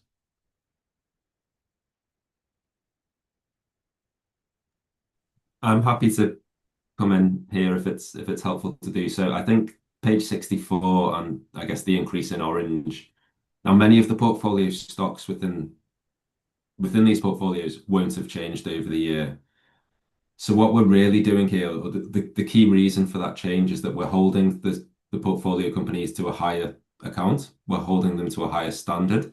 So it's not necessarily that the portfolios have regressed or are less carbon aligned with net zero. It's more that we've just moved the goalposts and we hold them to a higher standard. So this is a change in methodology. So I wouldn't say that those results should lead us to have reduced confidence in our ability to meet the targets. I think that's just saying we're asking more of the companies in terms of if you want a dark green score, you need to be doing more.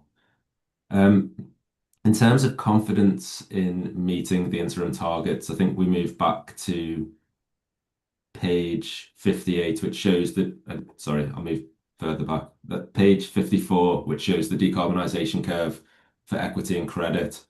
Now, one thing we do know is that there will be some changes to the funds portfolio over the next couple of years as we transition to border to coast.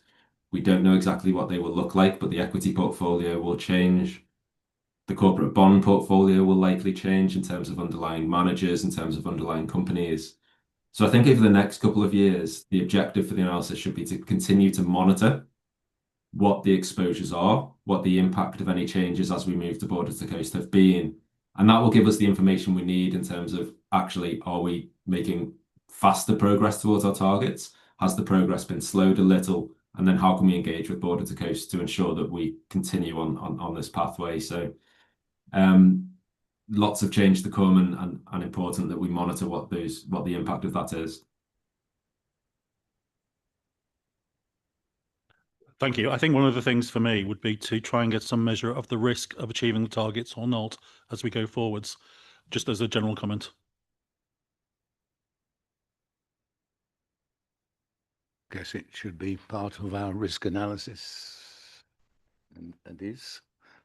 Yeah, I mean, this is around climate risk management. This is the whole point of this exercise. Whilst we clearly want to be aligned with government's 2050 target, we brought this in to manage something which we believe to be a key risk. I think we always understood that the challenge would be when you get into the actively managed, where you don't necessarily want. In fact, there would be no point in just selling down completely a particular manager because you're not changing anything in the real world by doing so. So we made some strategic moves around passive, as has been said, and it was really careful management of the active managers. Now, I think the point raised around border to coast is really valid because the key thing will be them understanding this pathway, them understanding our beliefs around this in particular, and therefore whatever transition takes place, it's right for the fund and doesn't materially increase certainly our climate risk. I think it will be challenging because we have to also be careful not to go too fast, because if we do, we'll end up in assets that will actually not work for us because they'll be maybe in industries too early. So the pace of it needs to be really carefully managed as well. And so that's discussions in the end, it will be with Border to Coast about what's held within their sub-funds. Border to Coast does have its own climate change goals and is bound by government targets as well, and presumably hopefully aligns more or less with what we're doing. They have a climate strategy. Again, that will evolve over time. So they have things in place which Access didn't. And as I said before, they have a fully fledged RI team that can support in this area as well. And yeah, I mean, obviously, we'll have to look carefully at the practicalities of how we get reporting and the quality of that reporting as well. Thank you. Karen. Thank you. I wanted to understand how much of, I mean, it's very impressive, I have to say. I really like the downward trend of the carbon footprint curve. But how much of that is due to us just disinvesting in high carbon, and how much is that of our investments improving their carbon footprint? Sure. Now, I think it's really good if you look at slide 60, I'll answer this in a roundabout way, but I will answer the question.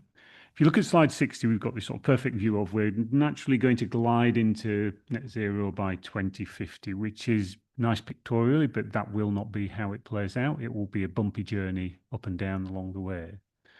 The bit that we put in the report that I think is worth spending the most time studying is on slide 68 and going forwards, the attribution analysis. Because what that demonstrates to you is how much is real world change, how much is just movements in numerators and denominators on the metric that you're measuring, and how much is, Sophie mentioned, portfolio managers allocating more to lower carbon intensive stocks and purchasing more carbon intensive stocks. And that really gives you a much greater idea of what impact is being driven. Within that chart, and if I look at the one for Dodge and Cox on slide 68, the one that's making the real world true additions of reducing carbon emissions is the triangle or the delta carbon emissions. That's what's making the real world difference. The other one then is moving bits around. It's investing in less carbon intensive companies, investing more in less in more carbon intensive companies. Now, that's also an important point, isn't it? Because what you actually want to do is drive change. So you want to be invested in companies that are actually reducing their carbon footprint. And that we'll talk about when we start to look at individual companies in the private session. We'll come on to that. But also what you want to do is you want to see that actually allocation of capital is going towards the companies that are moving in that direction and doing it in a sustainable and profitable way, and moving away from companies where there may be trapped economic value because they're not moving in that direction, and so potentially their business models will suffer. And that comes through into how much money where am I investing the new money? If I'm investing the new money in lots of low carbon footprint companies, then you could argue that I'm not really making a real world difference. If I'm investing them in companies that have got larger carbon footprints, then what I want to know from the manager is, okay, what is the rationale behind that? How are you going to protect against trapped economic value? What moves are those companies making in terms of improving their emissions as we move forward? So if you look at it for each of the managers and look at that attribution, I believe that gives much greater insight into how that curve is going to happen. And that curve, I guarantee you, is not going to go down like that. If we look at that in 20 years' time, it will have been some downs, some ups. Hopefully, the gradual trend will be downwards and will be moving down, but it will be a bumpy ride along the way. Yes. Thank you, Chair, through you. Slide 68 is probably the most interesting of the 4 or 5, and you made mention of it in your introduction. The waterfall charts, like you say, are really useful to see. For Dodge and Cox, then 11.9 adverse on new investments.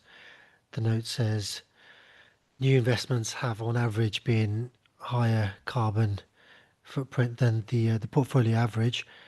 It seems like this is an outlier. The other managers seem to be selecting their new investments far more thoroughly. Did Dodge and Cox just not get the memo, or are they not fully committed to reducing that? Because it's like, you know, the delta weights item seems like they've moved money around and they've gone greener, but actually new investments just seem to have replaced the changing weights of the existing. So what's the story there?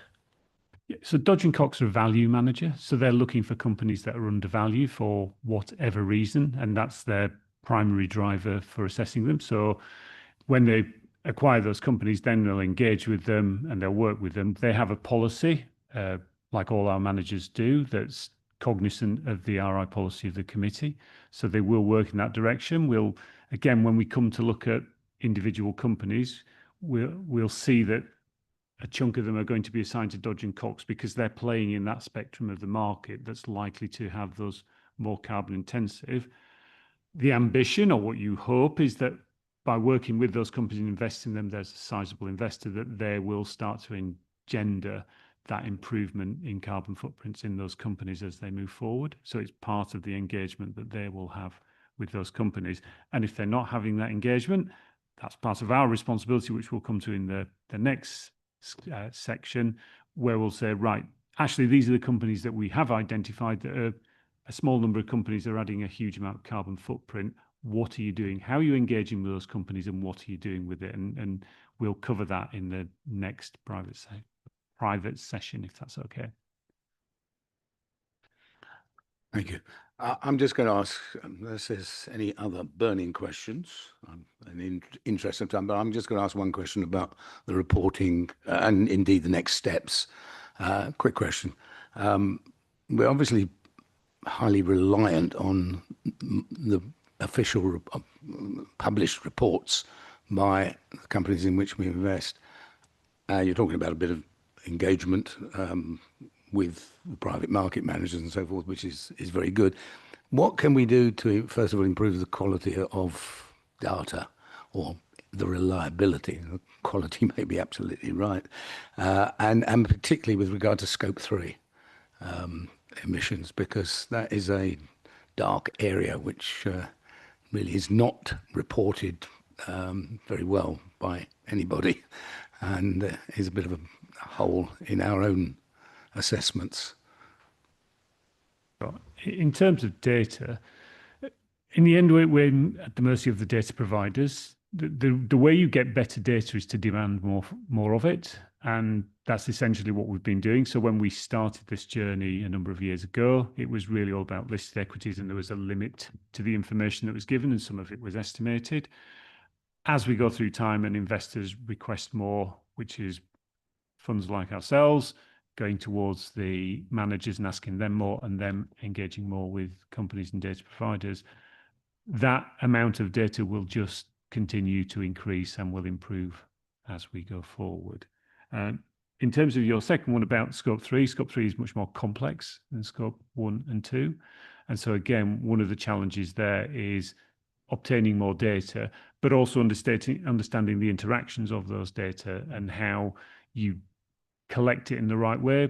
One of the observations I've seen from Scope 3, and I'm not an expert in any of this area at all, is that you can get contradictory statements. So you may something that may be a high Scope 3 emitter might actually be very significant green revenues within its business. And so those are the balances, and vice versa.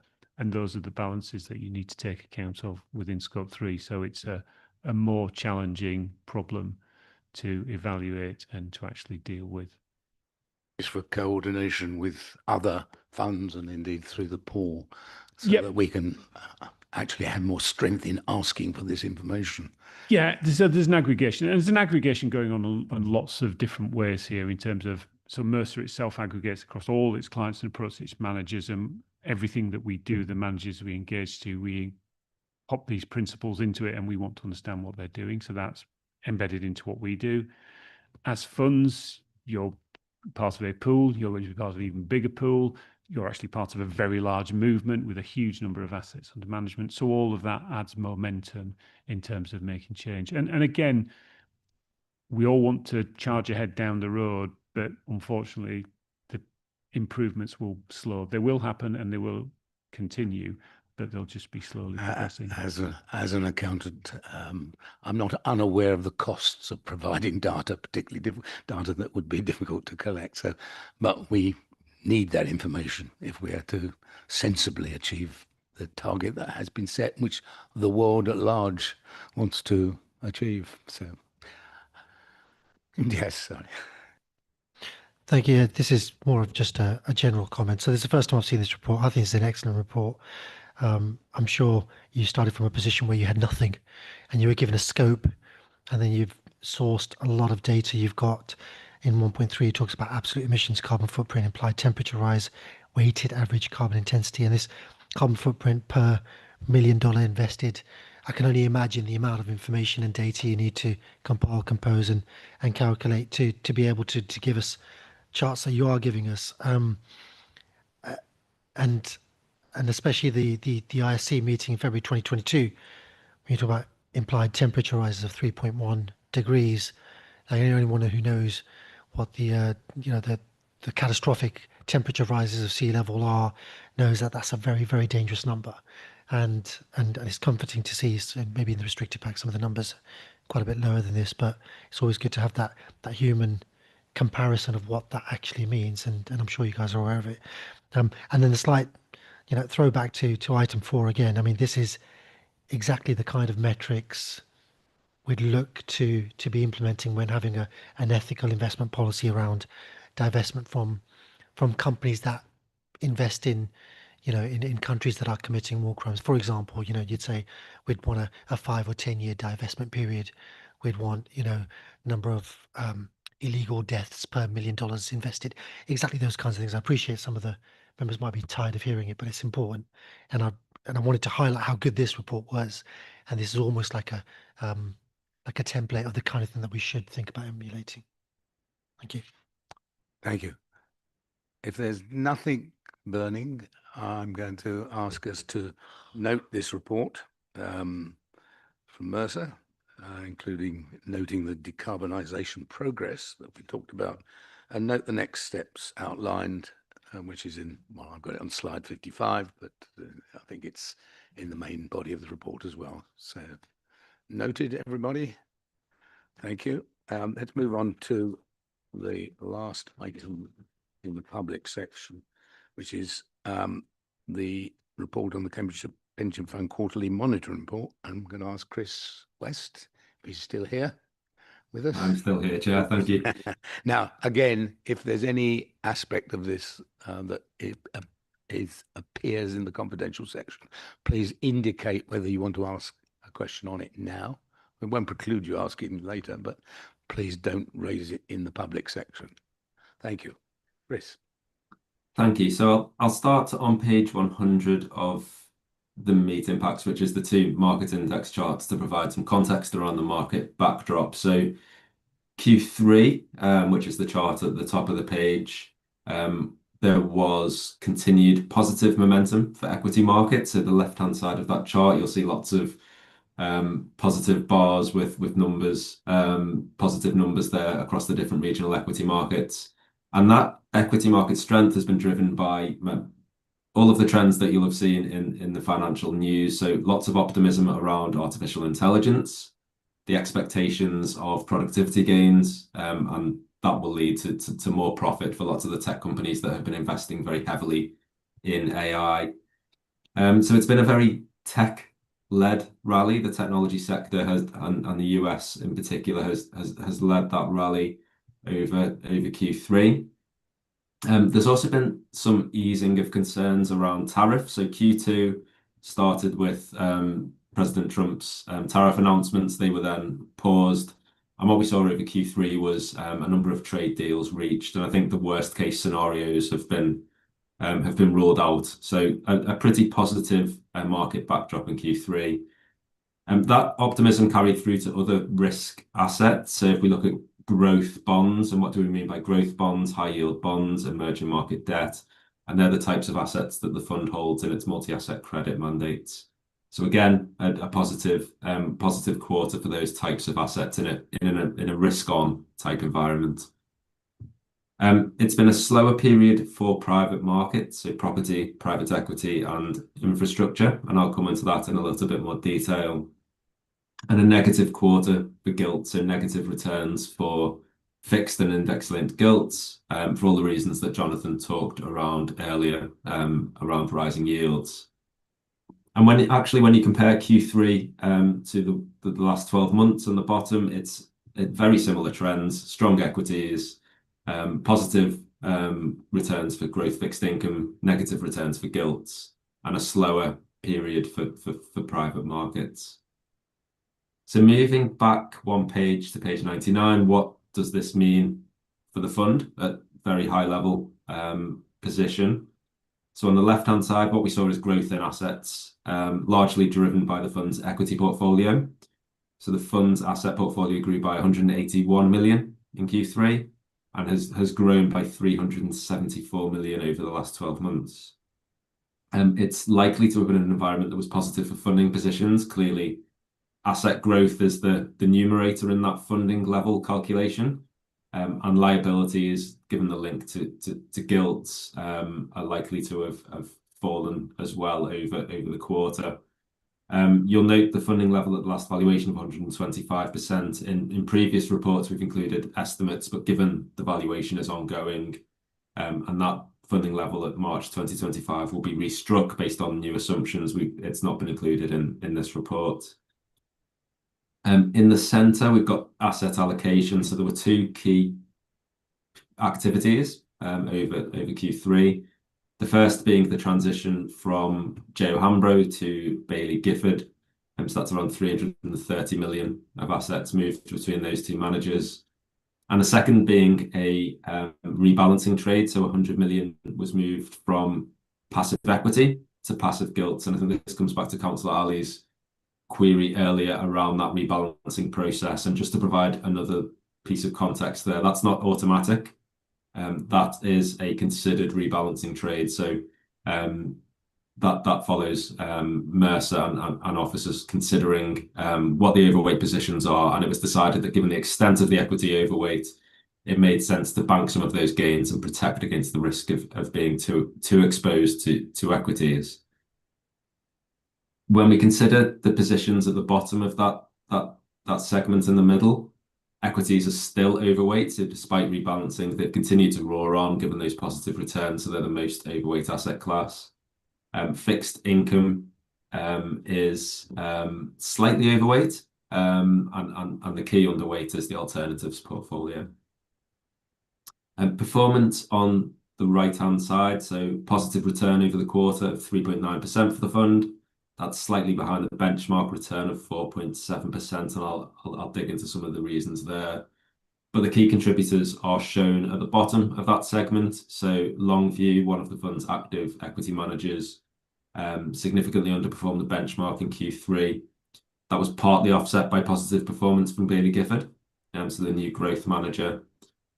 And then the other contributor has been private equity lagging public markets. So given it's benchmarked against listed equities, it hasn't kept pace over the quarter. It hasn't kept pace over the last couple of years. But we have Harbourvest coming into the meeting later, so they can talk to some of the market dynamics and explain the rationale for why private equity hasn't quite kept pace with listed equity markets in recent quarters and years. Moving on to page 102, and we'll explore the asset allocation just in a little bit more detail. So the fund's asset portfolio at the end of Q3 was over £5.2 billion when you include the cash balances it held.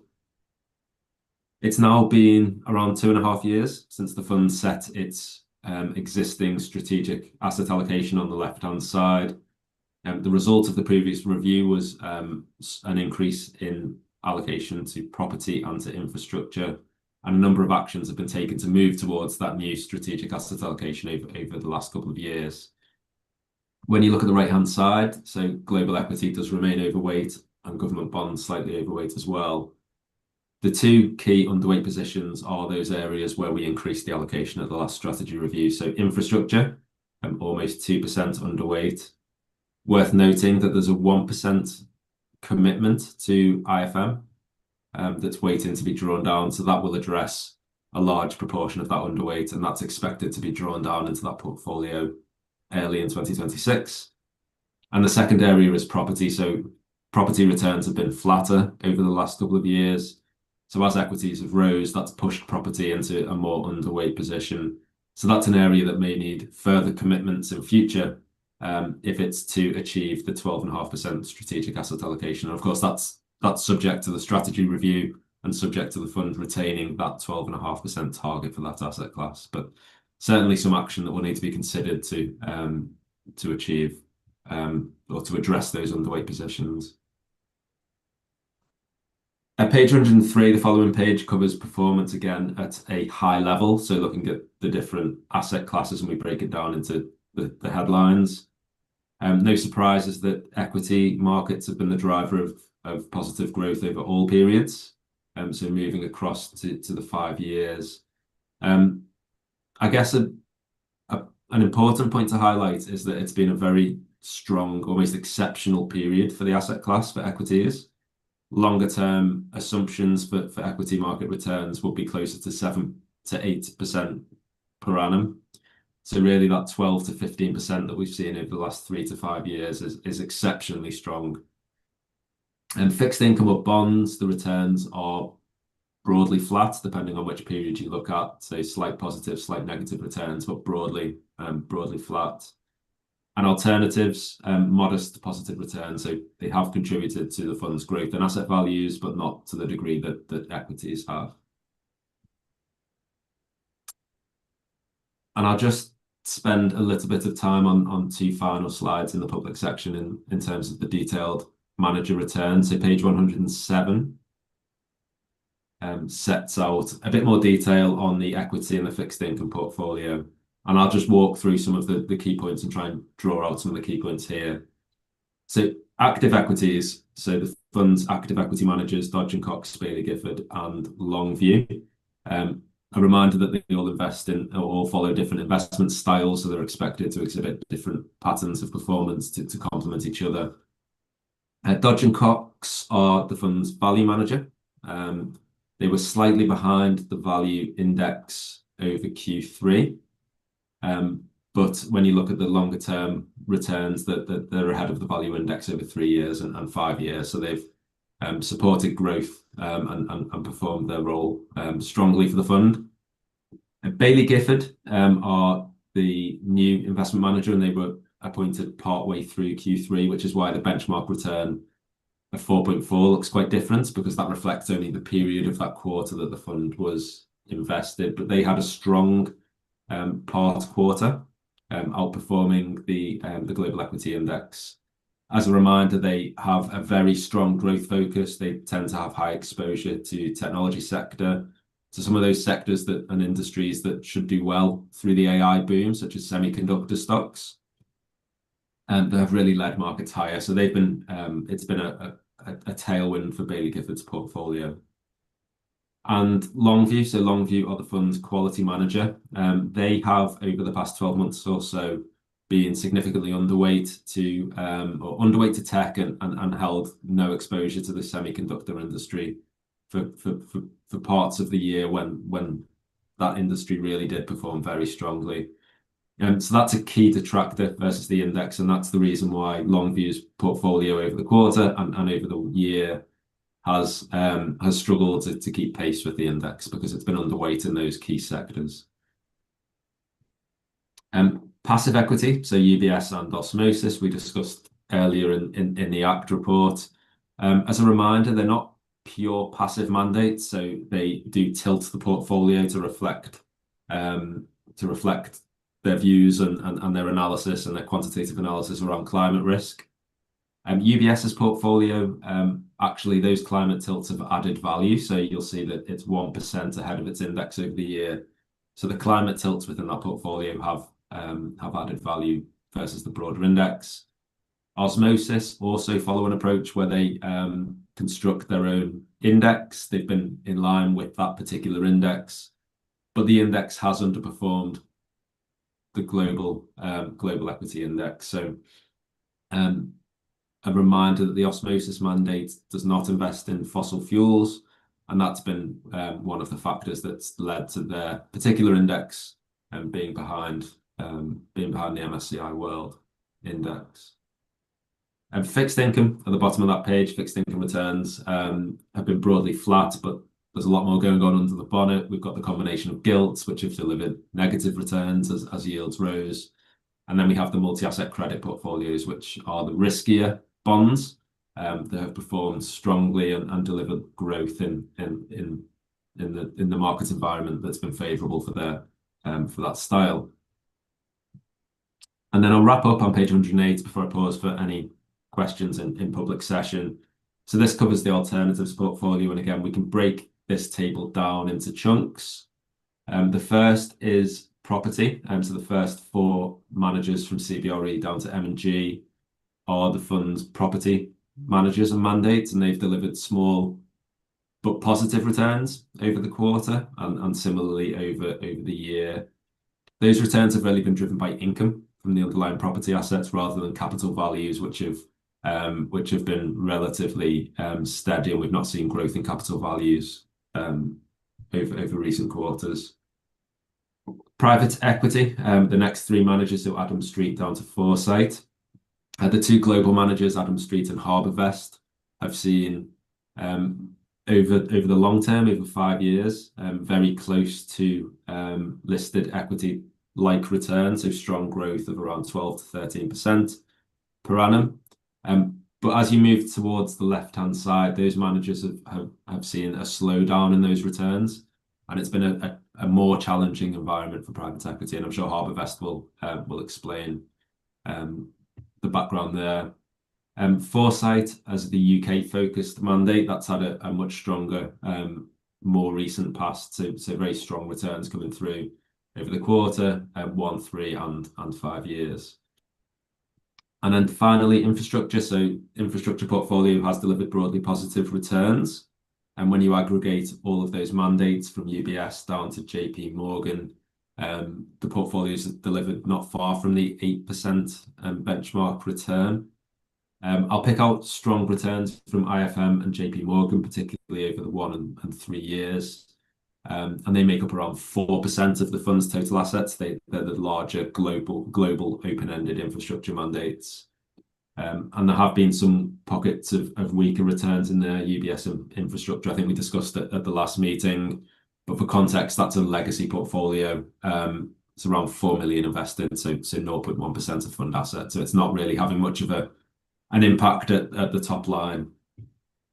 So I'll pause for any questions. I'm sure there will be. I'll hand back to the room. Thank you very much, Chris. And well, let me ask, are there any questions on the public part of this report? I do have a question, for example, for confidential section, and we can ask anything in that. And you have a question now, or you confidential? No, you want to ask it now. On the public section, yes. If that is the case, I'm going to suggest we take a break for 10 minutes, and then we're going to go into the confidential section. Sorry, I misunderstood. You want to ask it now? Yes, please go. I do have a question on the public section of the report, yes. Thank you, Chair. And thank you, Chris, for running us through that report. I think the only table that's caused me a little bit of concern in this report is the investment performance net of fees. So just an initial question. It says net of fees, that's actual and benchmark, right? So the benchmark is adjusted for the effective annual management charge so that we can compare like with like? Yeah, so the fund's returns are shown net of all investment management fees. The benchmark return, it depends which benchmark you're looking at, but broadly they're market indices, so they would tend to not have fees within them. So in that regard, you could consider them to be net of fees, yes. So they are compared on a like-for-like basis. Doesn't that mean they're not compared on a like-for-like basis? Because a managed fund would try to mimic a benchmark, but then obviously take off annual management charge.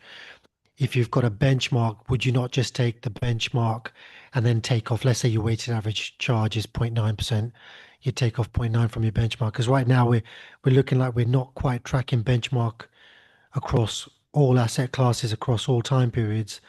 And if we're saying our actual return has an AMC, whereas the benchmark doesn't allow for an adjustment for AMC, then we're not quite comparing like for like.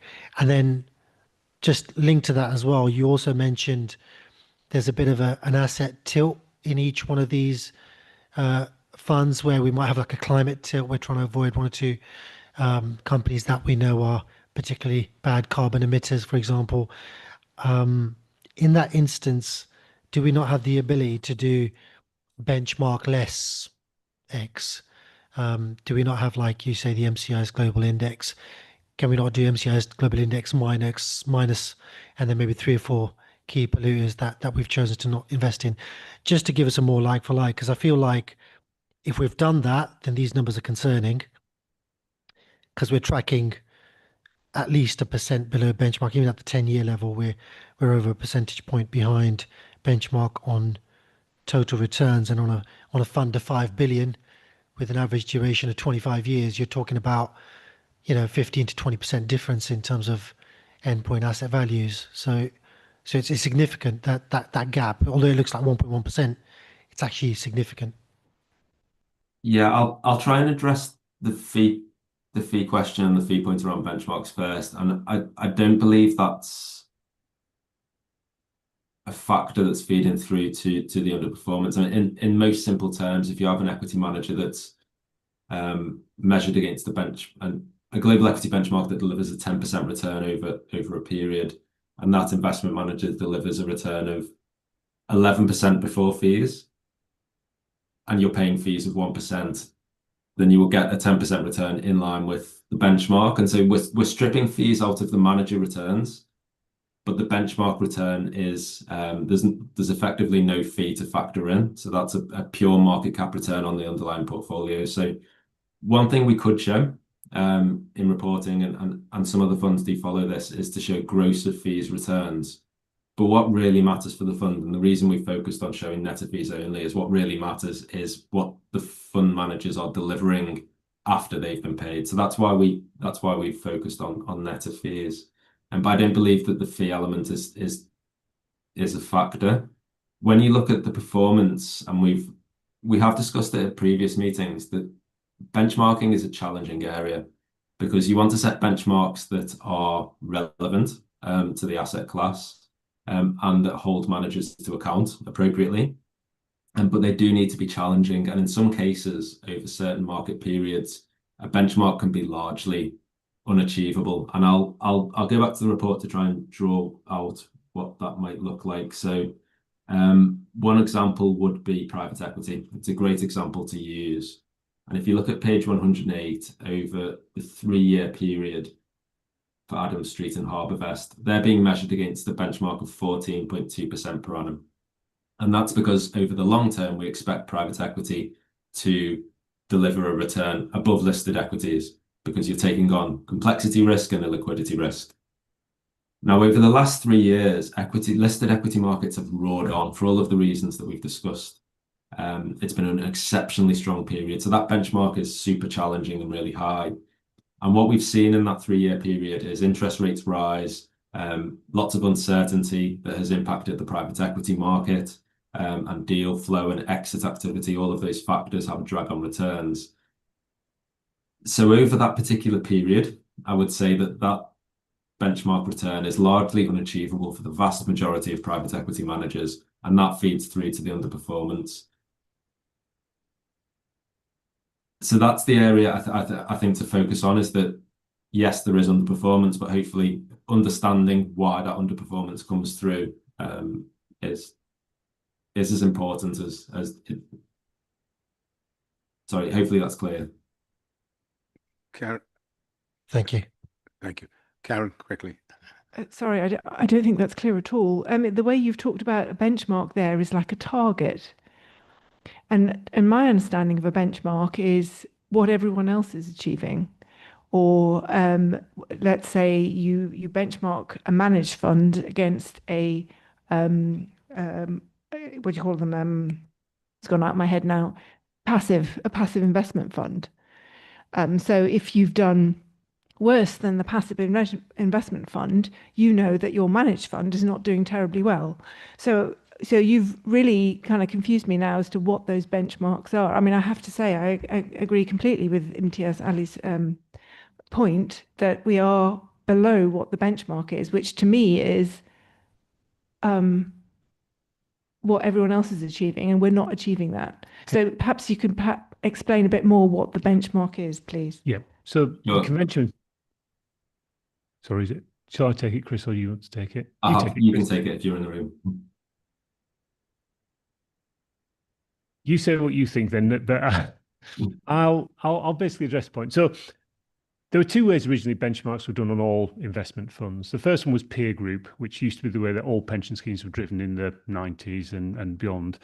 And then we started to move towards indices, market indices. That's where the passive funds that you're thinking of. The convention has always been for benchmarks that you never suck charge out of a benchmark. It's just a reflection of the market. So I worked for a passive house for 5 years. Passive funds get close to the market, but they don't exactly track it completely because they have costs as well. There's just very thin costs. So even if we show here passive managers like UBS, they will track pretty closely. So the benchmark that we're putting for listed equities will be the standard market equity benchmark index, and there's no fees from that. And we compare that with a manager who is sucking fees out of the fund, because what you want to see is, how is my investment doing to just the market itself? So that is the comparison we have at play here. Challenges you have with benchmark, which is one observation, is that if you take the global markets as they stand at the moment, there's an enormous concentration in technology. So most active managers are going to underperform because no active manager would set a fund up to have the amount of concentration you've got in global markets in technology for a diversified portfolio of assets. So one of the things that we are going to observe quite a lot when tech stocks and AI drives the market forward is our active managers will tend to underperform unless they're a manager like Baillie Gifford, which has a lot of technology stock and runs a very concentrated portfolio, about 40 stocks, whereas most portfolios would be 80 to 100 or around that magnitude. When the committee appointed Baillie Gifford, one of the things that we'll mention that you must be mindful of, it will be a roller coaster ride. And they're a very good manager, but around COVID, they had some substantial levels of underperformance. So what we try to achieve across the portfolio is a balance between managers that will go well when, say, technology or specific areas are going well, and then others like Dodge and Cox that will do better when undervalued companies do well, not the sort of glitzy glamour companies that are flying at the moment.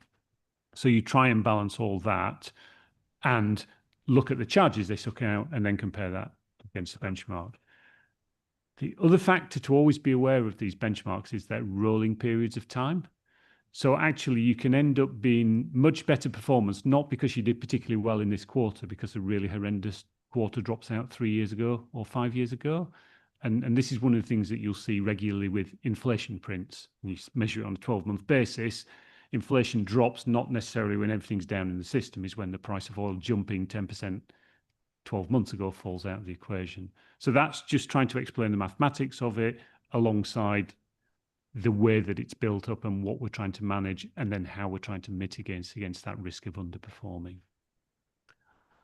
Thank you, Jonathan, and thank you for the question. I think, well, I'm happy myself with the way it is being done, but you've asked a question, we've got an answer. I'm going to, we have to note the contents of this report, which I'm going to ask you to do. And I'm going to move so that we can open up the confidential section in a moment, just to say all other items are exempt from publication, so the subcommittee will need to decide whether to exclude the public and press from the remainder of the meeting while these are discussed. This exclusion would be on the grounds that the reports contain exempt information under paragraph 3 of part 1 of Schedule 12A of the Local Government Act 72 as amended, and it would not be in the public interest for this information to be disclosed. That is information relating to the financial or business affairs of any particular person, including the authority holding that information. So if any committee member, subcommittee member objects, please let me know now. As the committee has resolved to move into private section, we will now close the public section of this meeting and end the live stream. And we're going to take a break for 10 minutes. Thank you.